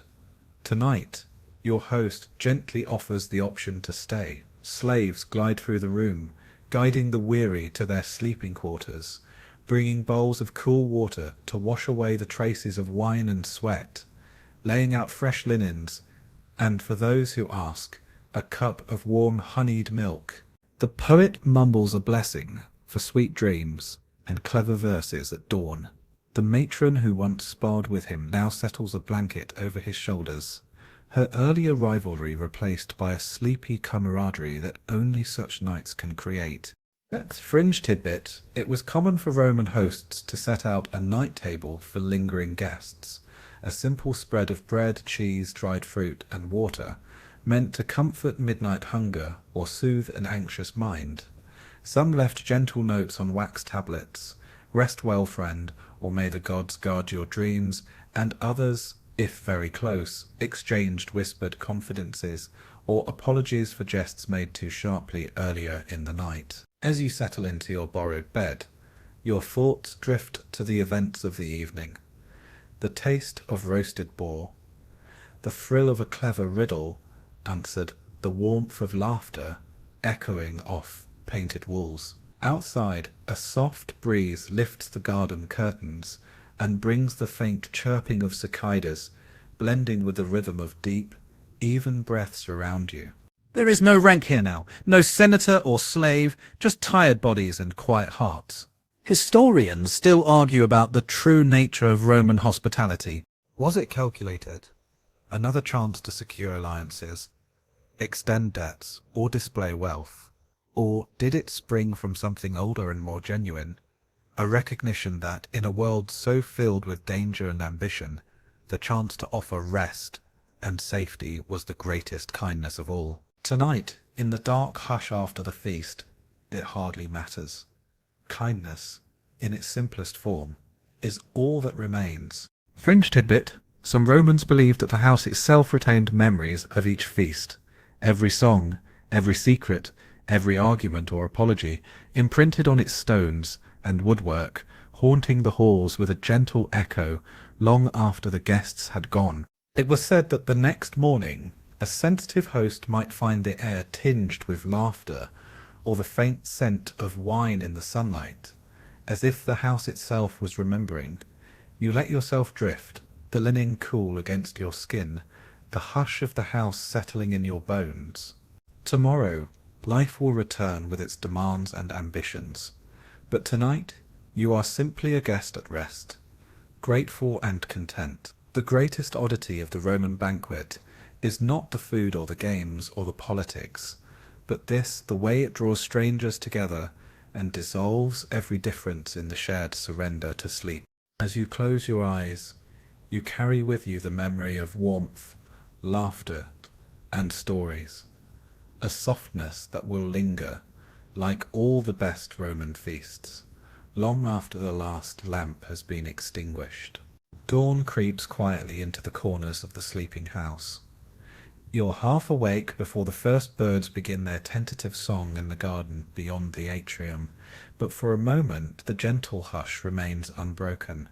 You open your eyes to the silver grey of early light painting the walls and the low rhythmic sounds of friends and fellow banqueters stirring all around you. Somewhere nearby, a sleepy slave glides from room to room, drawing aside the curtains and laying out bowls of water, the old rituals for a new day.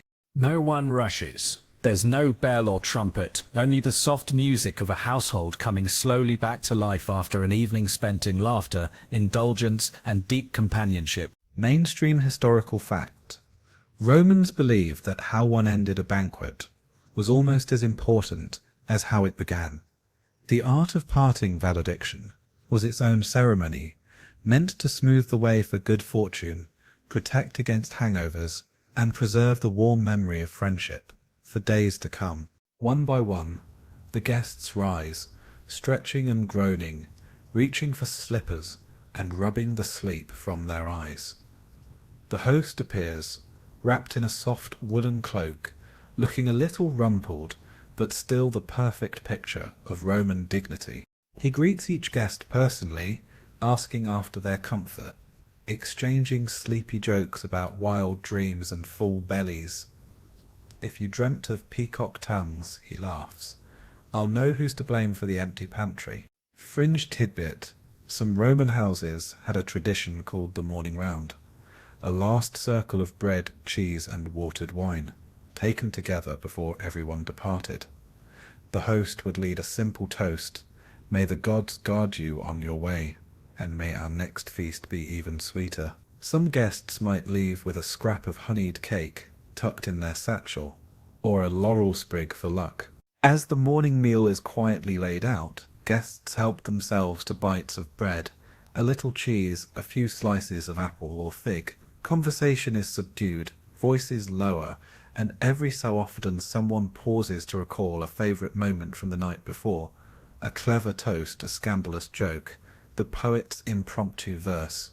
There is a warmth that lingers, even among rivals, whatever contests or ambitions simmered during the feast. They're softened by this simple, gentle morning. The slaves work quietly, clearing beds and refilling water jars, collecting stray garlands and half-read omens from the fortune bowl. The poet teases the historian about her dream statue debate while the merchant plots his day's business, but no one is in a hurry to leave. The host's wife distributes little bundles of herbs, rosemary for remembrance, mint for clarity, lavender for peace, to each guest as they ready themselves for the journey ahead. Historians still argue whether these morning rituals were about extending hospitality or simply buying a little more goodwill before the guests return to their worlds of politics and trade. But to you it feels like the softest form of magic, a quiet spell to hold the joys of the night just a little longer. Before you depart, there is one last custom. The host walks each guest to the door, offering a personal farewell. You are always welcome here, he says. May you have stories to tell and friends to share them with. There is a sense of having crossed a threshold, not only of time, but of connection. The bonds forged over food, jokes and shared exhaustion feel real, as if you are leaving not just a house, but a new chapter in your own story. Fringe tidbit. Some Romans, ever the superstitious lot, would step carefully over the threshold when leaving, muttering a charm to ensure they'd one day return. The household gods, it was said, took note of every guest and would be displeased if a friendship ended in bad faith or without a proper goodbye.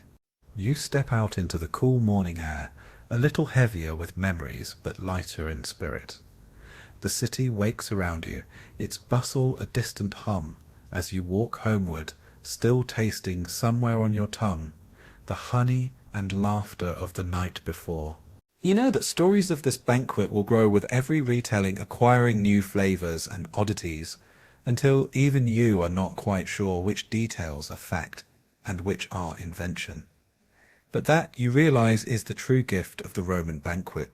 Not just the food or the spectacle, not even the cleverness or competition, but the transformation of strangers into friends, rivals into confidants, and a simple evening into a legend that lingers, gentle and bright, long after the last lamp has gone out. So now, as you slip away from the memory of Rome's strangest, sweetest banqueting hours, let yourself sink just a little deeper into your pillow. The clamour of the feast has faded. The jokes, the politics, the crunch of bread and the clink of goblets are only soft echoes now, drifting away like mist at sunrise. You feel the gentle heaviness of a night well spent, the warmth of a story that wraps around you like a soft blanket, every word and whisper spun into the quietest lullaby. The hush of the triclinium lingers in your mind, a place where laughter mingles with lamplight, and everyone from senator to slave finds a moment of rest beneath a common roof. You remember the scent of lavender and honey, the faded laughter of friends old and new, and the way even strangers could become allies by the light of a single candle. There's comfort in the odd rituals and peculiar fare in the way every shared meal promises, if only for a night, a world without rivalry or worry. Let the images fade, the silver bowl of omens, the flicker of torches on ancient mosaics, the quiet touch of a friend's hand as sleep overtakes the whole house. Every story, every crumb, every game now melts into a gentle blur. You are safe, wrapped in the knowledge that, even in a world as complicated as ancient Rome, there is always time for rest, always room at the table for dreams. Breathe deeply, let your mind drift, and allow the echoes of the feast to carry you into an easy, restful sleep. Tomorrow will come soon enough, but for now, stay just a little longer in the company of gentle laughter, soft lamplight, and the hush that follows the oddest, most wonderful of banquets,